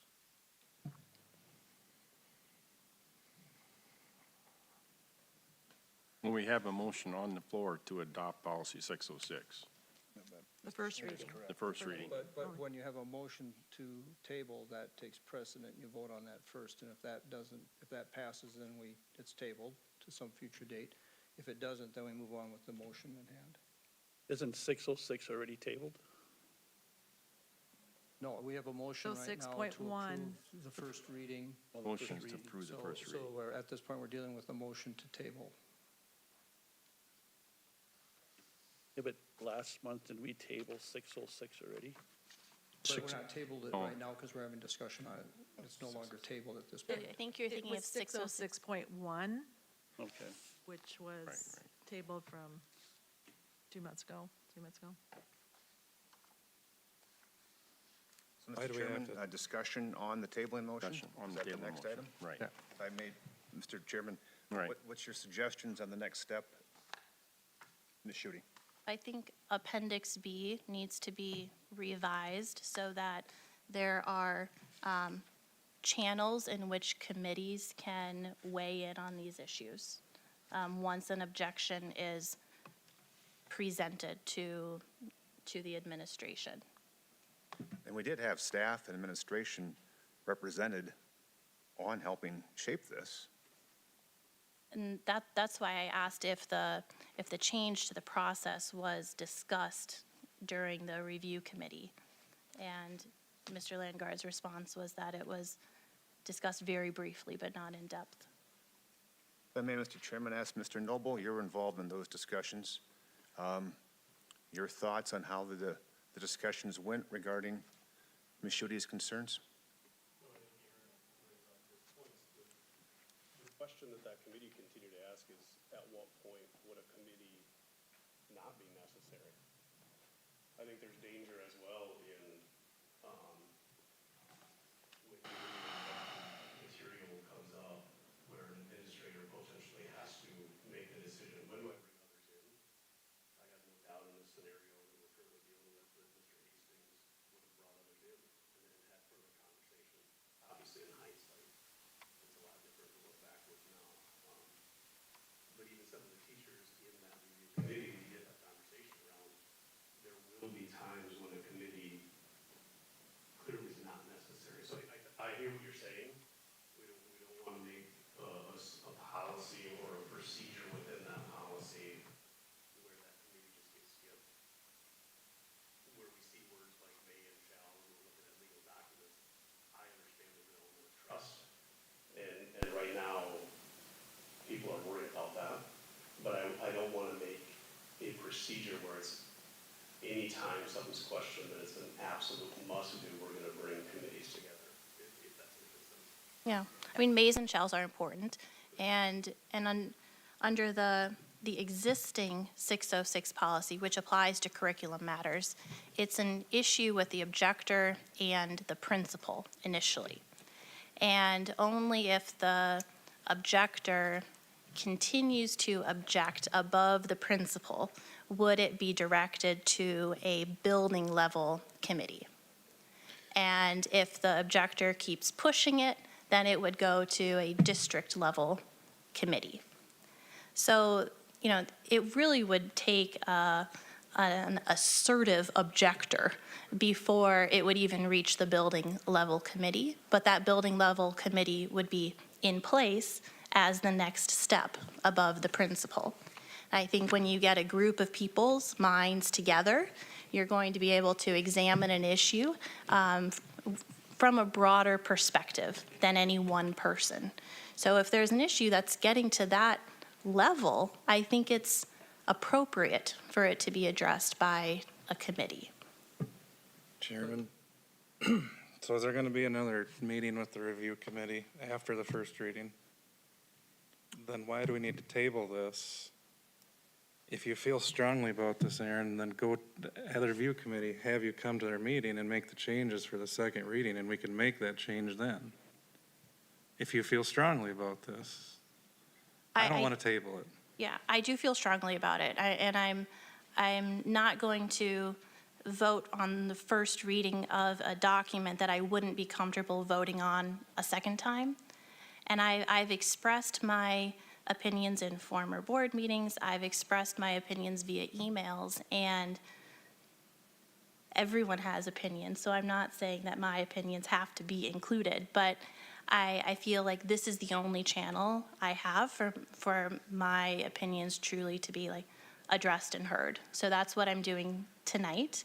And I think there's enough substantial changes that need to be made to this policy addressing the process flow that really those should be addressed before we vote on a first reading. Ideally, a first reading would be a document that we're comfortable passing and wouldn't need to be changed between that time and the second reading. So like, let's do like a work and put together a document that we don't think needs to be changed between now and next month. So what do we need to do to have Aaron's plan in place? Do we need to, so we got to vote on the table motion or the motion to approve the first reading? The first thing you vote on is the table motion. Table That takes motion. precedent. You can have all the discussion you want now, but your motion is to table. So we should vote on the motion to table or to move forward. Or to not table, and then we'll move forward with the motion that would be to approve the First reading. first reading. What we need to do is fail the table motion and then fail the reading of the first reading and then go back to the drawing board and start over again? Table passes, you're tabling it. Yeah, the table's passed, and The other one there's is no more dead. action at that point. What's that? Then the first motion is basically On hold. on hold. Yeah, but if we go through and to table it, because we don't want to table, do we? Because we want to keep working The on it? motion is to table. It means we're not going to vote on the motion. Okay. But I'm confident that changes could be made between now and January's board meeting where we could vote on a quality comprehensive draft that wouldn't need changes between January and February. In February, it could be voted on and done with. But that's making an assumption that the majority of the board is going to agree with those changes, and then we'd be prolonging it again if they don't agree, and we got to tweak it again, and it goes on and on. I think by voting on a draft at this point keeps the ball moving, puts more ominous on getting something that's acceptable to everybody in front of the board, instead of saying we want this, and then they say, no, we don't want that, and then we want something in the middle. I think by taking action, we put the ominous on getting into that middle right away. We're moving forward. Doesn't mean necessarily that we can't forego the second reading if it comes to that, if we don't have everything put together at that point, but at least gets the ball going. Personally, we could add 2 more committees on here too, and just keep the appeals process going. Every time somebody doesn't like what happens, we can have another appeal process, and somebody can appeal it again and again and again. Ultimately, there's some decisions I think that have to be made at the time, and it shouldn't go to a committee. The superintendent should have the authority. That's what we hire him for, to manage. The building principals should be able to make certain decisions that we don't want to wait for everything to go to a committee. There might be some action that's being taken by a student or staff or someone that needs to have immediate action to remedy the problem. And at that point and stuff, we need to resolve it at that point. And I don't think some of those decisions, and there shouldn't be a lot of them, but if they come up, somebody has to have the authority to make a decision, say we're going to do it. We're not just going to say, we don't want you to do it, but we're going to take it to committee now, and then we're going to go to this now, and we're going to go to that. That's kind of how we got in this situation to begin with and stuff. We don't like to talk about controversial issues, but this is a controversial issue, and we're spending a lot of time addressing it. And I think in some cases and stuff, we needed to clarify, and that's what I think I heard when this all got going. We don't have the authority to do this. Well, now we're trying to clarify that, yes, we do have the authority to do something. And we're trying to clarify how we're going to use that authority. We don't want it to abuse, and I don't think the administrators want to abuse it either. So it's a matter of, we want to move forward. We want to clarify that the administration does have the authority, and hopefully, not hopefully, but we expect them to use it within a reasonable time frame. And we want to have certain areas that are appropriate to have committee discussions and have more people weighing in on it. But I think to some extent we need to have that guidance by the administrators and people to say, hey, okay, when's the appropriate time? I think we're trying to get to the same goals as a group. It's just a question of how long do we want to do it and drag it out. And I think by eliminating another committee would certainly help get us into that direction. I think having it as, if we think it's that important, we should look at it further, then maybe we should have the ability to have another group or committee come in and look at that. But that would be at the discretion if it's that important to that kind of an issue where we need to do that. So, I think we want to, it should be one of the things I think we heard is we should streamline it. We should try to keep these policies as simple as possible, not add more pages to them if we can. If we can take something out, that might be good. If we need to add something in, that may be good also. I guess I'm really not sure, quite frankly, when we were sitting there talking, I wasn't quite sure how often we've used this policy. How often have we had these committees come together? How often have we had to make use of this policy at all? I don't ever remember hearing us ever using this policy. Oh. And now we're really worked up about, everybody's worked up about having a policy well-written that we used once that I'm aware of in my 20-some years on the school board. It's good to have a good policy, but I think maybe we're trying to overthink this a little bit too much. Well, if we are going,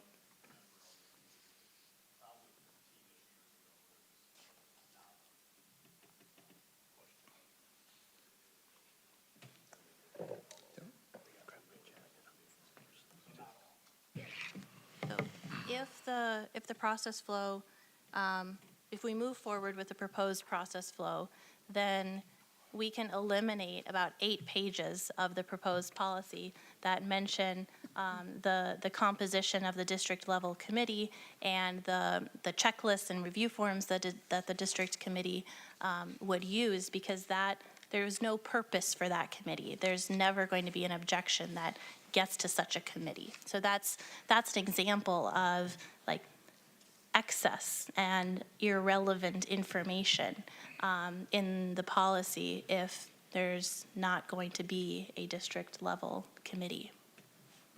And that's why I think maybe, as it was mentioned, to put something more in play to explain, because I was under the impression you wanted that committee back in place. Now it sounds like you'd rather not have that language in there at all.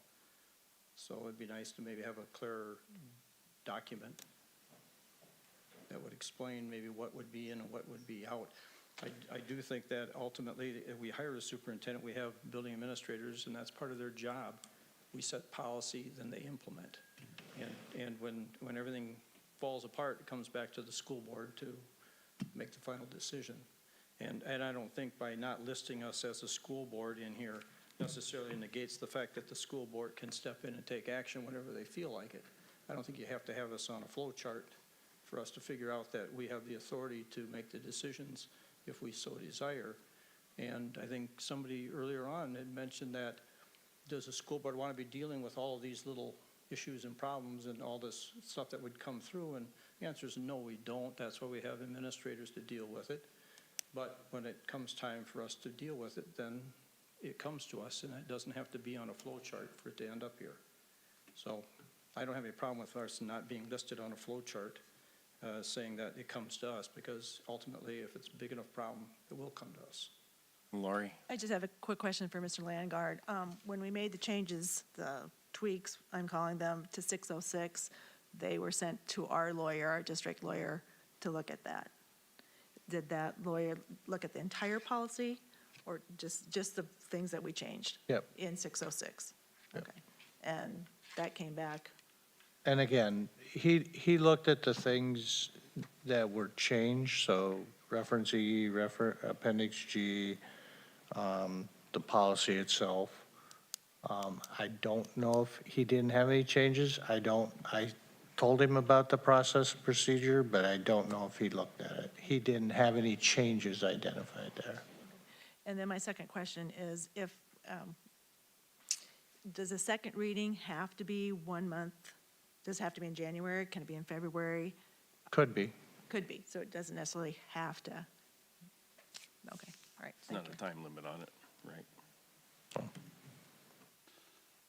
So if we pass the first reading, are changes going to be made that Aaron suggests, or how are we going to do it? I don't feel comfortable passing a reading and just giving it, do what you want to do with it. I think you have to let the review committee do that. That's what we got them for. They're gonna meet again, It needs to go back. and they need to bring Aaron in, and they have to all agree that they wanna bring these changes to the second reading. And if they don't, that's up to the committee. That's how I feel. I'm ready to pass it, keep the ball rolling. I don't wanna table this no more. I don't disagree with you, Aaron. I appreciate what you've brought here. I'm ready to get the first reading done, and then the review committee, bring Aaron in, however they want to do it, let them do these changes if they feel they need to be done. Well, I am going to bring up one concern, is if you are going to have the district governed by a committee versus administration. Because we have committees everywhere. And if you're saying we're going to start to be governed by committee, then I question why we have administrators. Because the administrators are, like, John, you're in charge of your administrators and all the buildings. You have to answer to the board. We are your boss. You're not our boss. Not saying I am. So I think we need to have some control ourselves on some issues that are important. And I will not be voting for the policy, for the approval for policy 1 or the 606 tonight, because it's too vague. It's like signing a check blank and telling you to go spend money. We need to go back, review it, and come back with a right one, instead of keep making changes and changes and changes. So the review committee we had, changes they made was a waste of time then? Is that what we're saying? I call for a question. Let's vote on the issue and move on. Otherwise, we're gonna sit here all night talking about this. I think we all got our opinions, how we feel. That's Well, what the motion on the floor is to table it, so we need, it's not a discussion item, so we will vote to, the motion is to table, so we will vote on to table it or not to, so. We have a motion and a second to table? Yep. Okay, so all those in favor to table the motion, signify by saying aye. Aye. All those opposed, same sign. Aye. That was ayes, we should have had a roll call vote. roll call vote. Ms. Dudley? Can we re-vote after we voted once? Can we call recall? We can call a roll So call I- vote, can't we? I'm, This is just to Do it verify the hand. votes that we had. No, Do you it were by no, hand. right? I was a no, yeah. We're going to verify the votes that we had, so no. No, We gotta clarify this. We got confusion. no, Well, yeah, Do a show of hands. show of Yeah, hands, that's show of hands. for affirming it or just, We're tabling it or not tabling it, right? A, Those in favor of tabling, raise your hand, Right. and those who are opposed, Okay, the motion to table fails. Okay, now we're back to the regular motion. The 606 policy, which was made before. Motion was made to adopt 606. first reading, and there was a second. Tom Right. was a second. So we're back to the main motion now, so. So any further discussion? Mr. Chairman, we just can't lose sight of the fact that we're not all going to agree on the policy.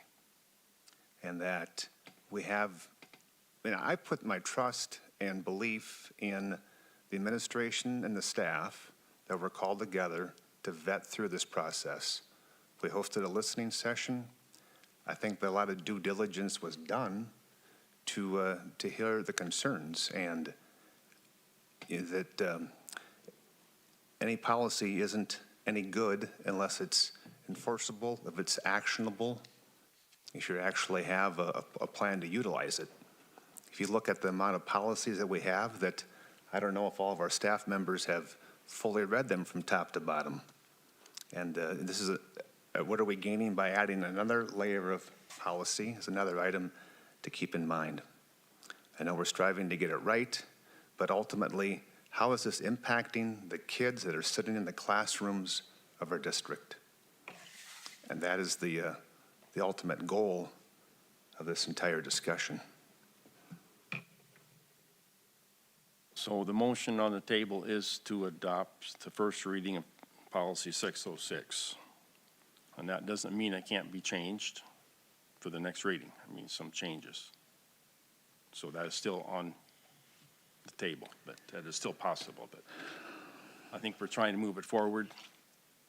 And it doesn't have to be in January. It could be in 2 months down the road to get it ironed out, but I think the goal of us is trying to get it to move forward, so keep it rolling, so. And I would just like to see that our district lawyer looks at it in its entirety. And if there's changes, that those could also be brought back to the advisory committee, because I'm sure we're going to meet again to go over any changes that we wanted to make. And that was from the get-go, we were going to come back with revisions. But I'd certainly like to see the whole policy reviewed by our district attorney. And the second reading is when it's in effect, so.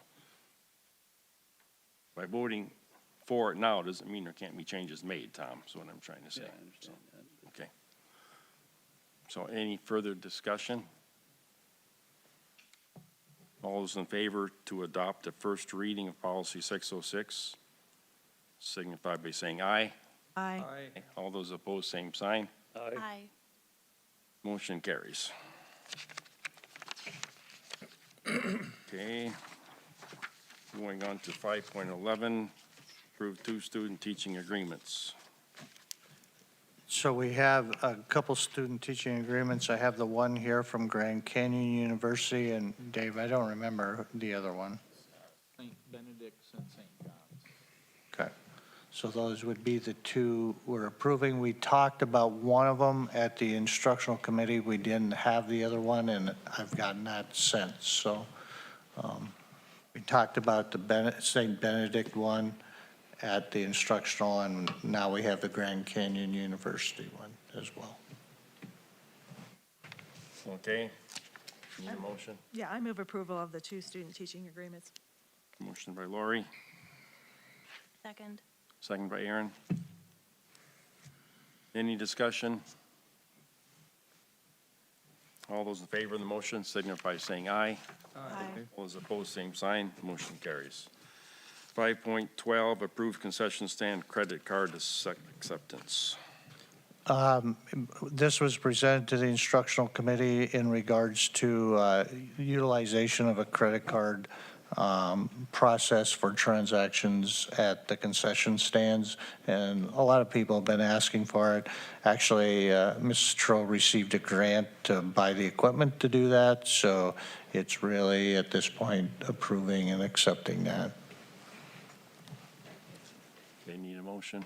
I make a motion for the concession stand credit card acceptance. Motion by Adam, Second?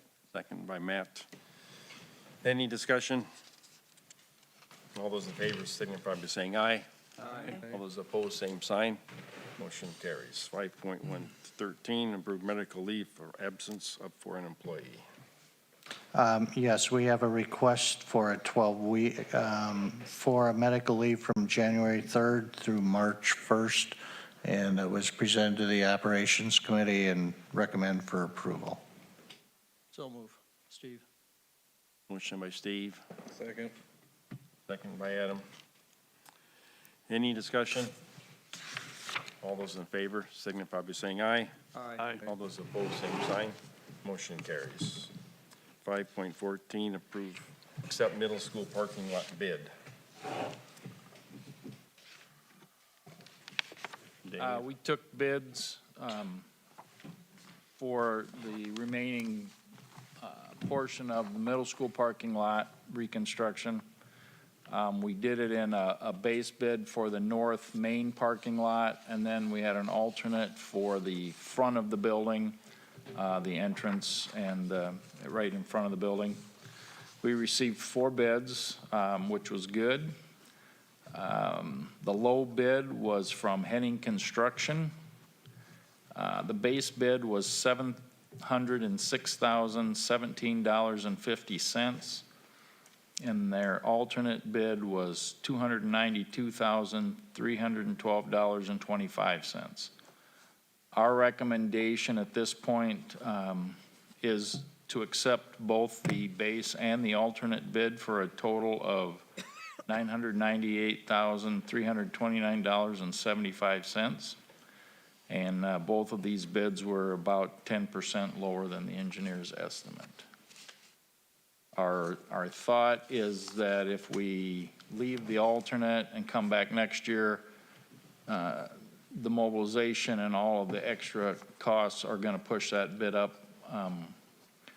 We have long-term facility maintenance funds to take care of this, and this would take care of our parking lots for a while, and we'll shift our attention to some roofing projects after that. That's our recommendation, and that was presented to the Operations Committee as well. Mr. Chair, I make a motion that we approve the base bid and the alternate bid with awarding to Henning Construction. Second by Tom. Motion by Steve, seconded by Tom to approve the bid as presented. Any further discussion? Steve?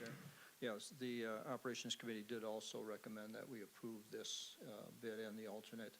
Also, it is our plan to do this. We're going to stage it in pieces.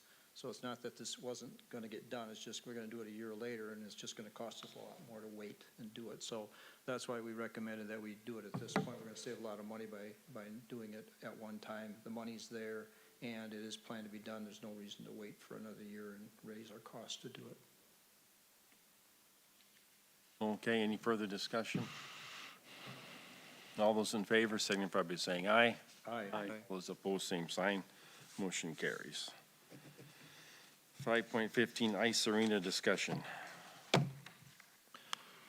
So at the last special meeting of the three public entities, it was, the direction was set to come back to, as a group and talk about where you want to be and if you want to be involved and potentially what might be the commitment related to that. And so this is the last main agenda item for you to talk about tonight. I did send out some additional information to you from Mr. Milbrandt, who was at the table and part of that conversation in relationship to a study that was done, as well as some of the, shares the economic impact that they had in the study. So with that, I guess as a board, you need to figure out where you'd like to be with the ICERIA conversation and potential commitment.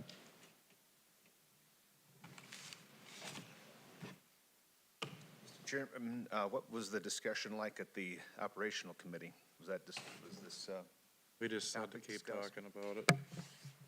So we felt it was worth having discussion and try to keep the project moving forward.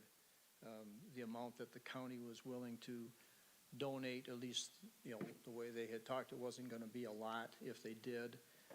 And the amount that they were being, suggested and stuff wasn't a huge percentage of it. We felt that perhaps the project scaling or the added cost could be made up in some other ways, either other entities picking up the added cost or scaling the project a little bit different to keep that moving forward.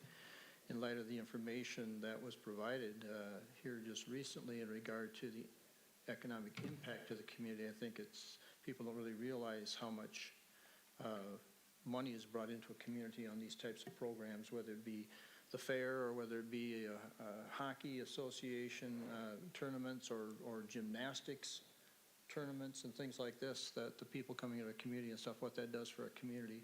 I don't think should be ready quite yet to walk away from this. I think it's a program that we should do whatever we can to keep it operational and make those facilities available to the community and do the best we can to keep as many options open to our community and our kids to have options. So I think that's why we wanted to keep it moving forward and do our best to make it work, not to make it fail. Does the city have a special meeting tomorrow night on this? Yeah, they have a special council meeting where they're gonna have that, they have that on the agenda for discussion.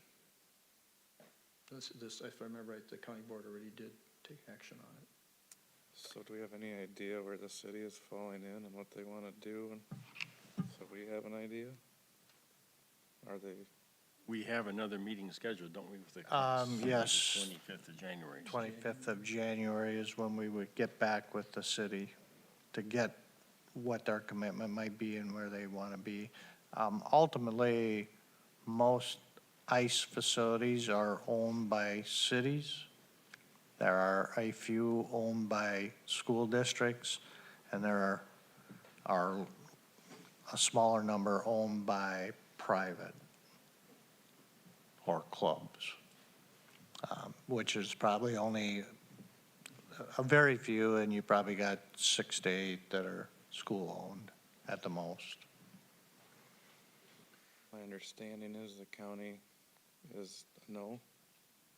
The county voted no, yes. They chose not to be a part of it, which I don't know their rationale. I don't know why. You'd have to ask them. I'd have the down January 25th at 6 o'clock PM as the Right. next meeting to discuss that with, as a joint meeting. And the county will not be attending that then? More than likely, I'm guessing they won't show up, It's which gonna would be a s- unfortunate. It's going to be a city and school district. And other. And hockey association. And other Hockey people, but, yeah. Association, others that are interested in Right. helping fund it. But so the intent tonight was just to gauge the board's interest in continuing, or you're looking for a dollar discussion? I that don't happens think at a there's joint any meeting. commitment, but again, do you want to be part of the discussion or don't? Because there's plenty of other things to deal with. I'm absolutely part of the discussion if we're doing a gauge on that, so. I'm a part of the discussion, I just wanna know where some of these other commitments come in. And as far as that economic impact went by Mr. Milbrath, was that Hermantown? Is that correct, where he, One was Hermantown and one was Watertown. And there's a state commission study too. by my Minnesota. concern with that impact is you're talking hockey country in Hermantown, you're only 15 minutes from Duluth. I don't think that's apples to apples for us, I don't. I'm not saying it won't impact us in a positive way, but not like it will for them, that's how I feel. And I think that, from what I read on it, the way I understood it was they used the same concept and they tempered it down to fit more Worthington's dynamic, like how many teams we would have coming in and some of that type of information. So I don't think they took their information and used it. I believe they took the process and then reapplied it to Worthington as best they could.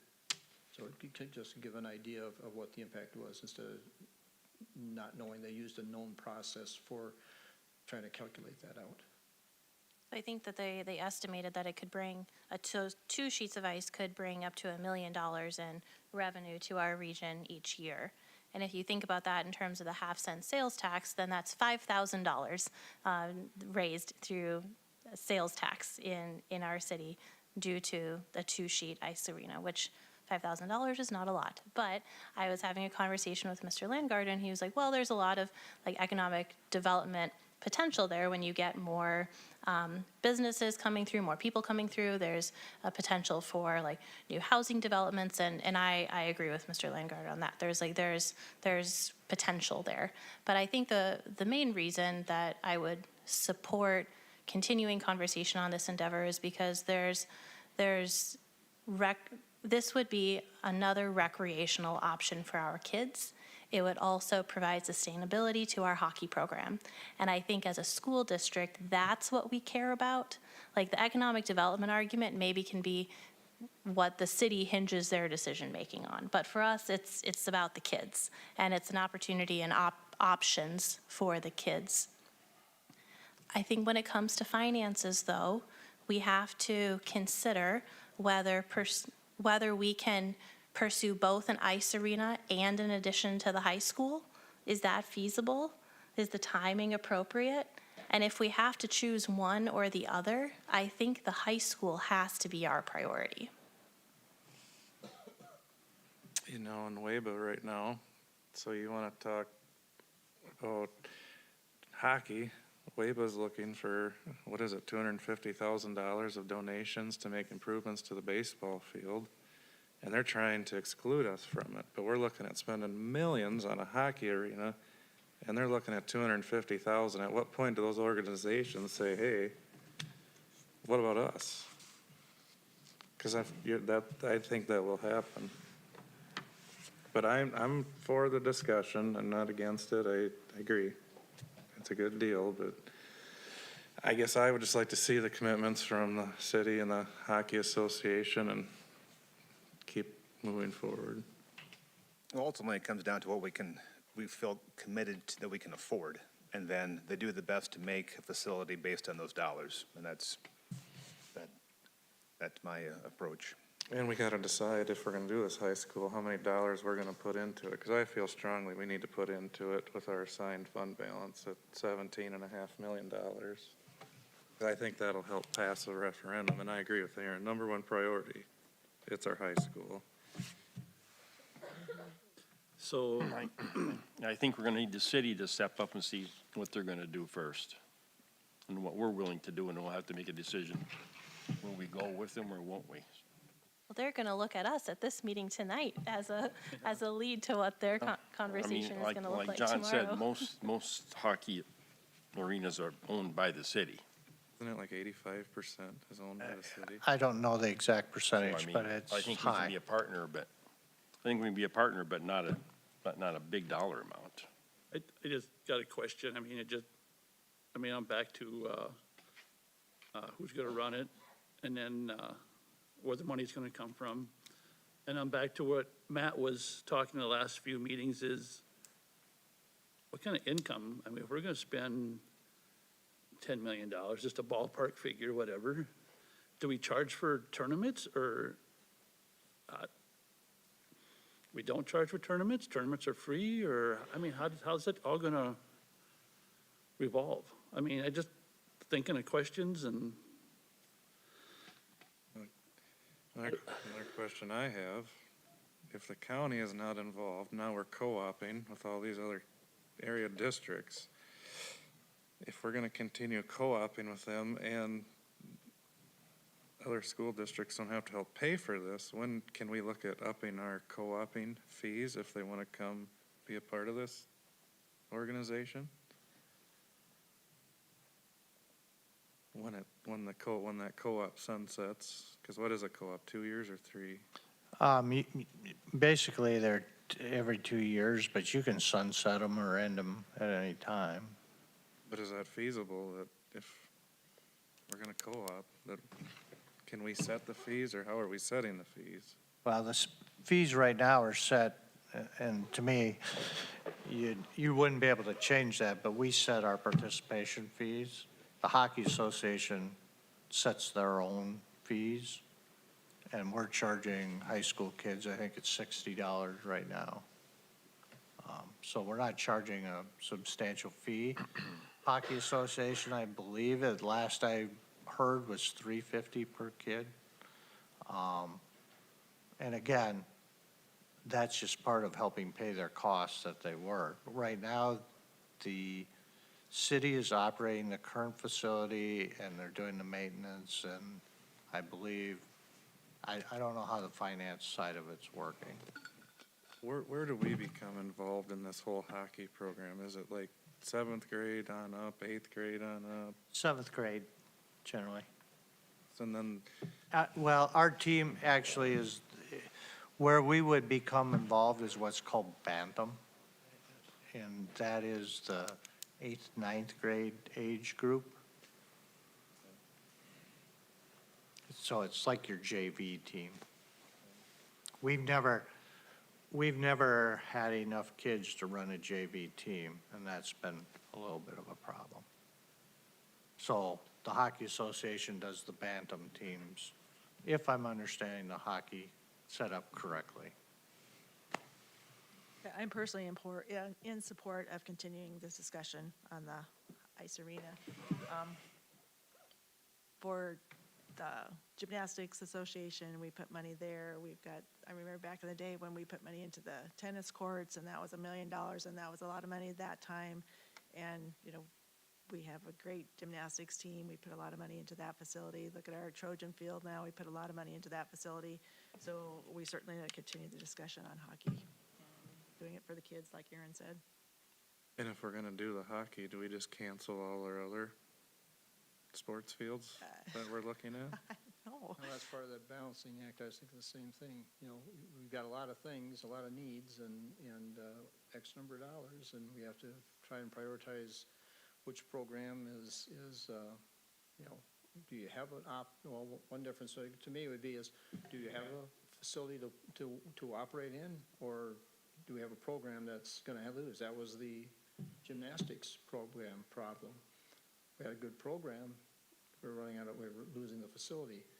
Well, we could run the same thing with the Hockey Association. We've got a program, but do we have a facility to keep them in? We have a ball field, but we'd like to improve it, but, we have a place to participate. It's just not as good as we'd like it compared to not having a facility. And those are the tough decisions that we may have to make. And as you said, and balancing that with building needs for educational purposes, all these things add to our educational program. It's just a question of priority, and that's the tough part. Right, to Adam's question about like the other things that we've just talked about. So looking at the improvements that were discussed on the middle school site, the artificial turf field, the practice baseball fields, and adding lights to the existing ball field. If we do all three of those projects, it's over $8 million. Well, and I just remember, and Matt, I know you weren't on, Brad was on, but wasn't that kind of a priority over building new, was to refurbish our middle school? I thought that was kind of put, So the natural graphs, the inside of the current middle school field is not bad. The actual one to the west of there is the one that needs to be refurbished and reshaped and replanted. It's more weeds than grass.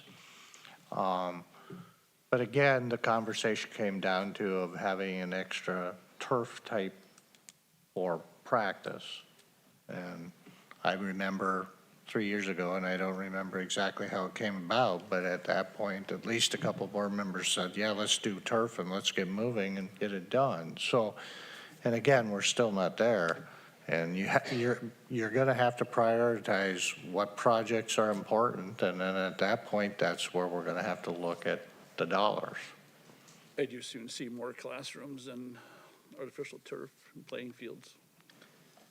you know, and I'll be honest, what scares me about artificial turf, I mean, yeah, I get it. It's a maintenance-free, not maintenance-free, but less maintenance, but for any of you that follow football, the NFL Players Association is basically bargaining with the NFL to please put grass back on these fields because of serious injuries. And I'm like, if this is for the middle school, do we really need to put turf down for the middle school? I mean, can we not shape it and refurbish it like you say? And I know it's extra for janitors, but it's also an extra cost. And I do have a concern with player safety on turf. I mean, I've played on it myself. It's catchy. It's not good for knees. And I have a little concern about continuing looking at it, artificial turf. If I remember right, we did Trojan Field, there's different grades of turf you can buy for life expectancy. There is. I mean, so we can buy turf if we're buying quality stuff or just buying turf to put turf down. Mr. Chair, I think Okay. we're getting maybe a little bit deeper Yeah, into the let's, woods than whether or not we want to continue to move forward with discussion on the ice. Well, I'm just looking at the expense side of if we No, move. and I understand, I just say, you know, we could be here a long, long time. I think the Certainly board's, at all. I think there's a majority saying here, we want to continue discussion with the arena, with the Hockey Association and city about what we will do and what we won't do. Do we need to have a work session because we've got a lot to look at? Right, but we We haven't, need to prioritize at some point ourselves and agree on that, don't we? To be helpful. Like, because this is a lot all of a sudden.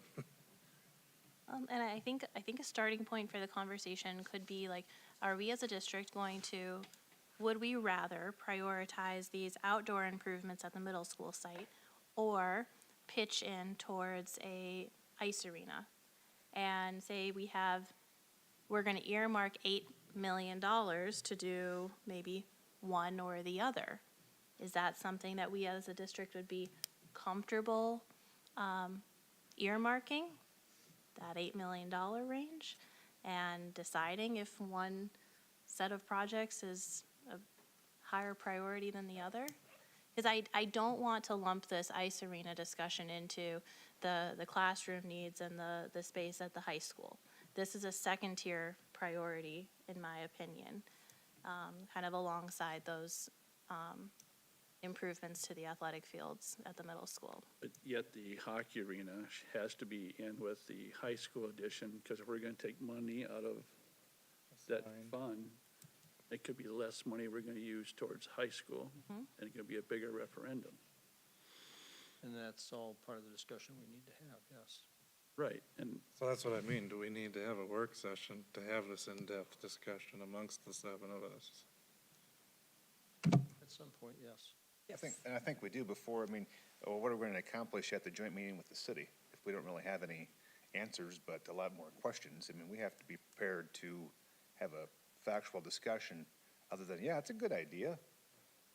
So I would certainly favor us having a work session before we're face-to-face with the city again. well, then if we decide we're gonna pledge X amount of dollars, that's gonna kind of give the committee or whatever what we have to work with, for what options we're gonna have to build arena with, or what we can do and can't do.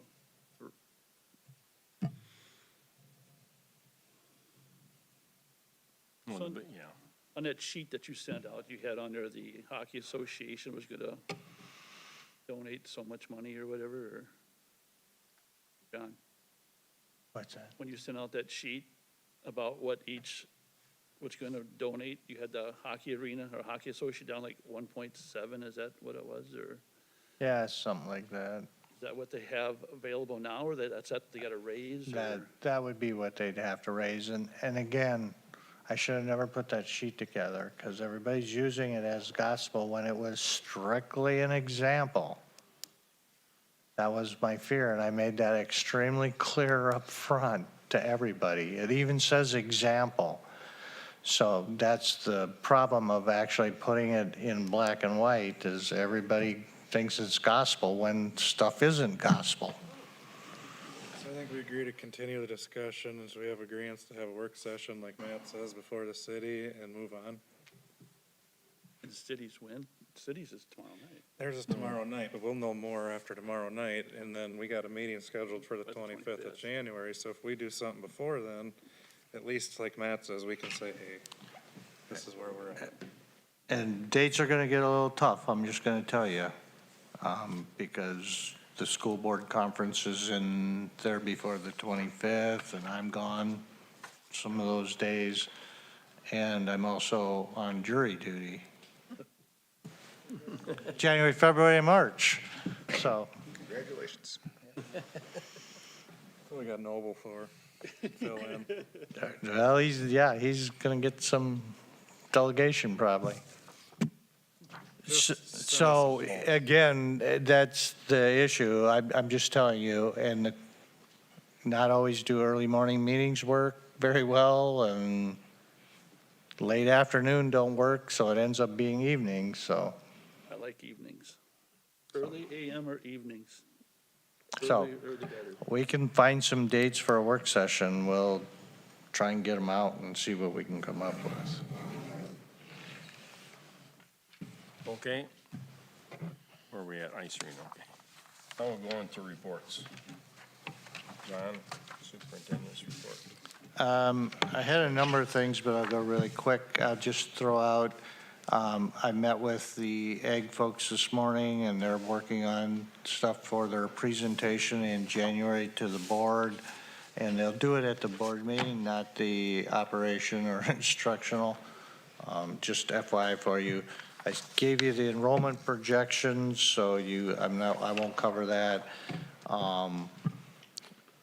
One of the sheets that I will send out to you is this potential facilities and grounds investment. I went to the organization or operations group, but it's trying to prioritize those items and where potentially they could be funded.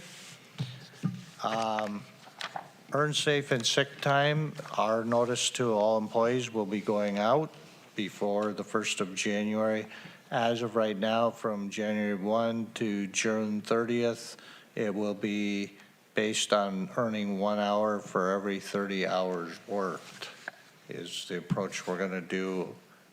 That may change at July 1, but just so you understand, and hopefully everybody, all our employees will understand, they get 1 hour of earned safe and sick time for 30 hours worked, which means, and it runs congruent with their other leaves. So just, it's going to be, there's a lot of people have a lot of opinions, and the Department of Labor can't even give you straight answers on this yet. So just FYI, it's going to be confusing.